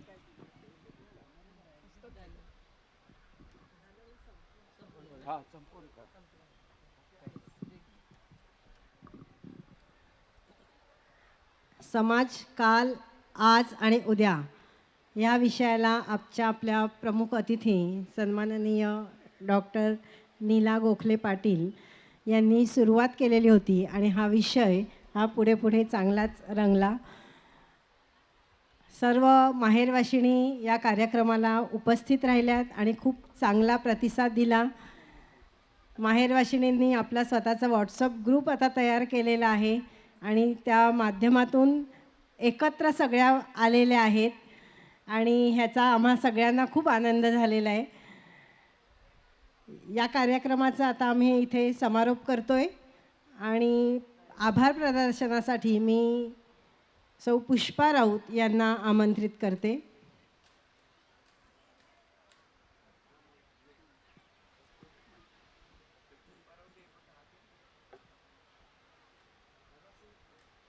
हॅलो. मगाशीच आपल्या सासूरवासिनीचा ग्रुपचा संदर्भ दिला गेला. इथे पुन्हा एकदा मला त्यांचा खूप खूप धन्यवाद म्हणावं असं वाटतं की त्यांनी सर्व ग्रुपने मिळून छोटी का होईना वर्गणी काढून आमच्या आपल्या या महोत्सवाला देणगी दिलेली आहे. खूप खूप आभार आहे आपल्या सर्व सासूरवासिनींचा ग्रुपचा. त्यांनी आम्हाला छोटी का होईना एकत्रितरित्या, म्हणजे इंडिव्हिज्युअली तुम्ही देऊ शकता, पण एकत्रितरित्या जो आपण निधी दिला त्याबद्दल खूप खूप धन्यवाद.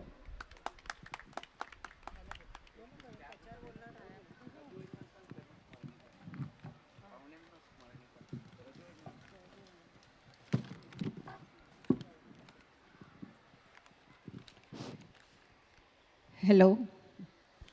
सन्माननीय व्यासपीठ, त्याचबरोबर उपस्थित सन्माननीय आणि आपण सर्व भगिनी बंधू भगिनींनो, आता मी आभार प्रदर्शनासाठी उभी आहे. बाल समाजोन्नती मंडळाच्या शताब्दी महोत्सवानिमित्त भरघोस कार्यक्रमाचे आयोजन केलेले आहे. त्यापैकी सासूरवाशिणींचा मेळावा आपण घेतला. यासाठी आपल्या प्रमुख पाहुण्या डॉक्टर नीला गोखले पाटील मॅडम आपण अतिशय उद्बोधक असे मार्गदर्शन केले. खास पुण्याहून तुम्ही वसई किरवलीला आलात आणि आमच्या कार्यक्रमाची उंची वाढवली, त्याबद्दल मी बाल समाजोन्नती मंडळातर्फे आपले आभार मानते. उपस्थित सर्व भगिनी सासूरवाशिणी, तुम्ही आलात आणि कार्यक्रमाला 4 चांद लावलेत. आपण सुसंवाद साधलात, त्याबद्दल आपले आभार. ग्रामस्थ बंधू भगिनींचेही आभार. आपल्या कार्यक्रमामध्ये नंदुबाई सामील झाले, कार्यक्रमाची रंगत वाढवली, त्याबद्दल तुमचे आभार. साऊंड सिस्टीमने आपल्यापर्यंत आवाज पोहोचवला, त्याबद्दल त्यांचेही आभार. ग्रामस्थ बंधू भगिनीने कार्यक्रमासाठी मदत केली, सहभाग नोंदवला, त्याबद्दल सर्वांचे आभार.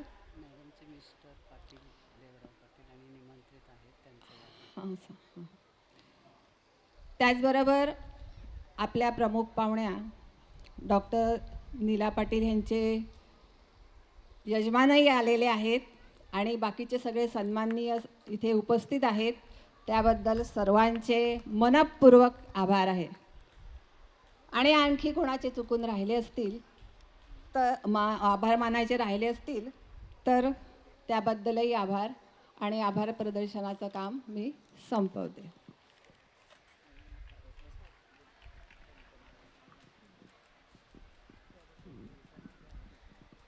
अध्यक्षांच्या परवानगीने हा कार्यक्रम इथे संपन्न झाला असं मी जाहीर करते आणि पुढे चहापानासाठी पाहुण्यांना घेऊन जावे अशी मी विनंती करते. सर्व माहेरवाशिणींनाही विनंती आहे की तिकडे चहापानाची व्यवस्था केलेली आहे. पुढील कार्यक्रम सुरू होईपर्यंत आपण त्याचा आस्वाद घ्यायचा आहे.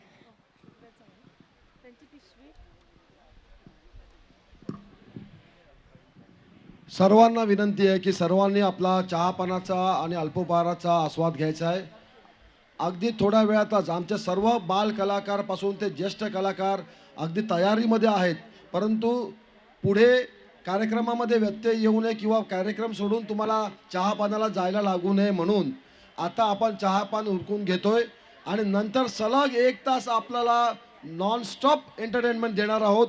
किरवलीचे सर्व कलाकार आपणास अगदी व्यवस्थितपणे एंटरटेनमेंट देणार आहेत. तर आता तुमचा चहापान उरकून घ्या, व्यवस्थित येऊन सेटल व्हा, जागा सोडू नका, कारण आता एवढी गर्दी वाढणार आहे की तुम्हाला जागा मिळण्यास खूप तकलीफ घ्यावी लागेल. तर पुन्हा एकदा विनंती आहे की तुम्ही अल्पोपहार करून घ्या आणि आपल्या या पुढच्या कार्यक्रमासाठी तयारीत राहा. किलवरीचे बाल समाजोन्नती मंडळाचे बाल कलाकार तसेच ज्येष्ठ कलाकार आपल्या करमणूक करण्यासाठी सज्ज झालेले आहेत अगदी थोड्या वेळातच. धन्यवाद.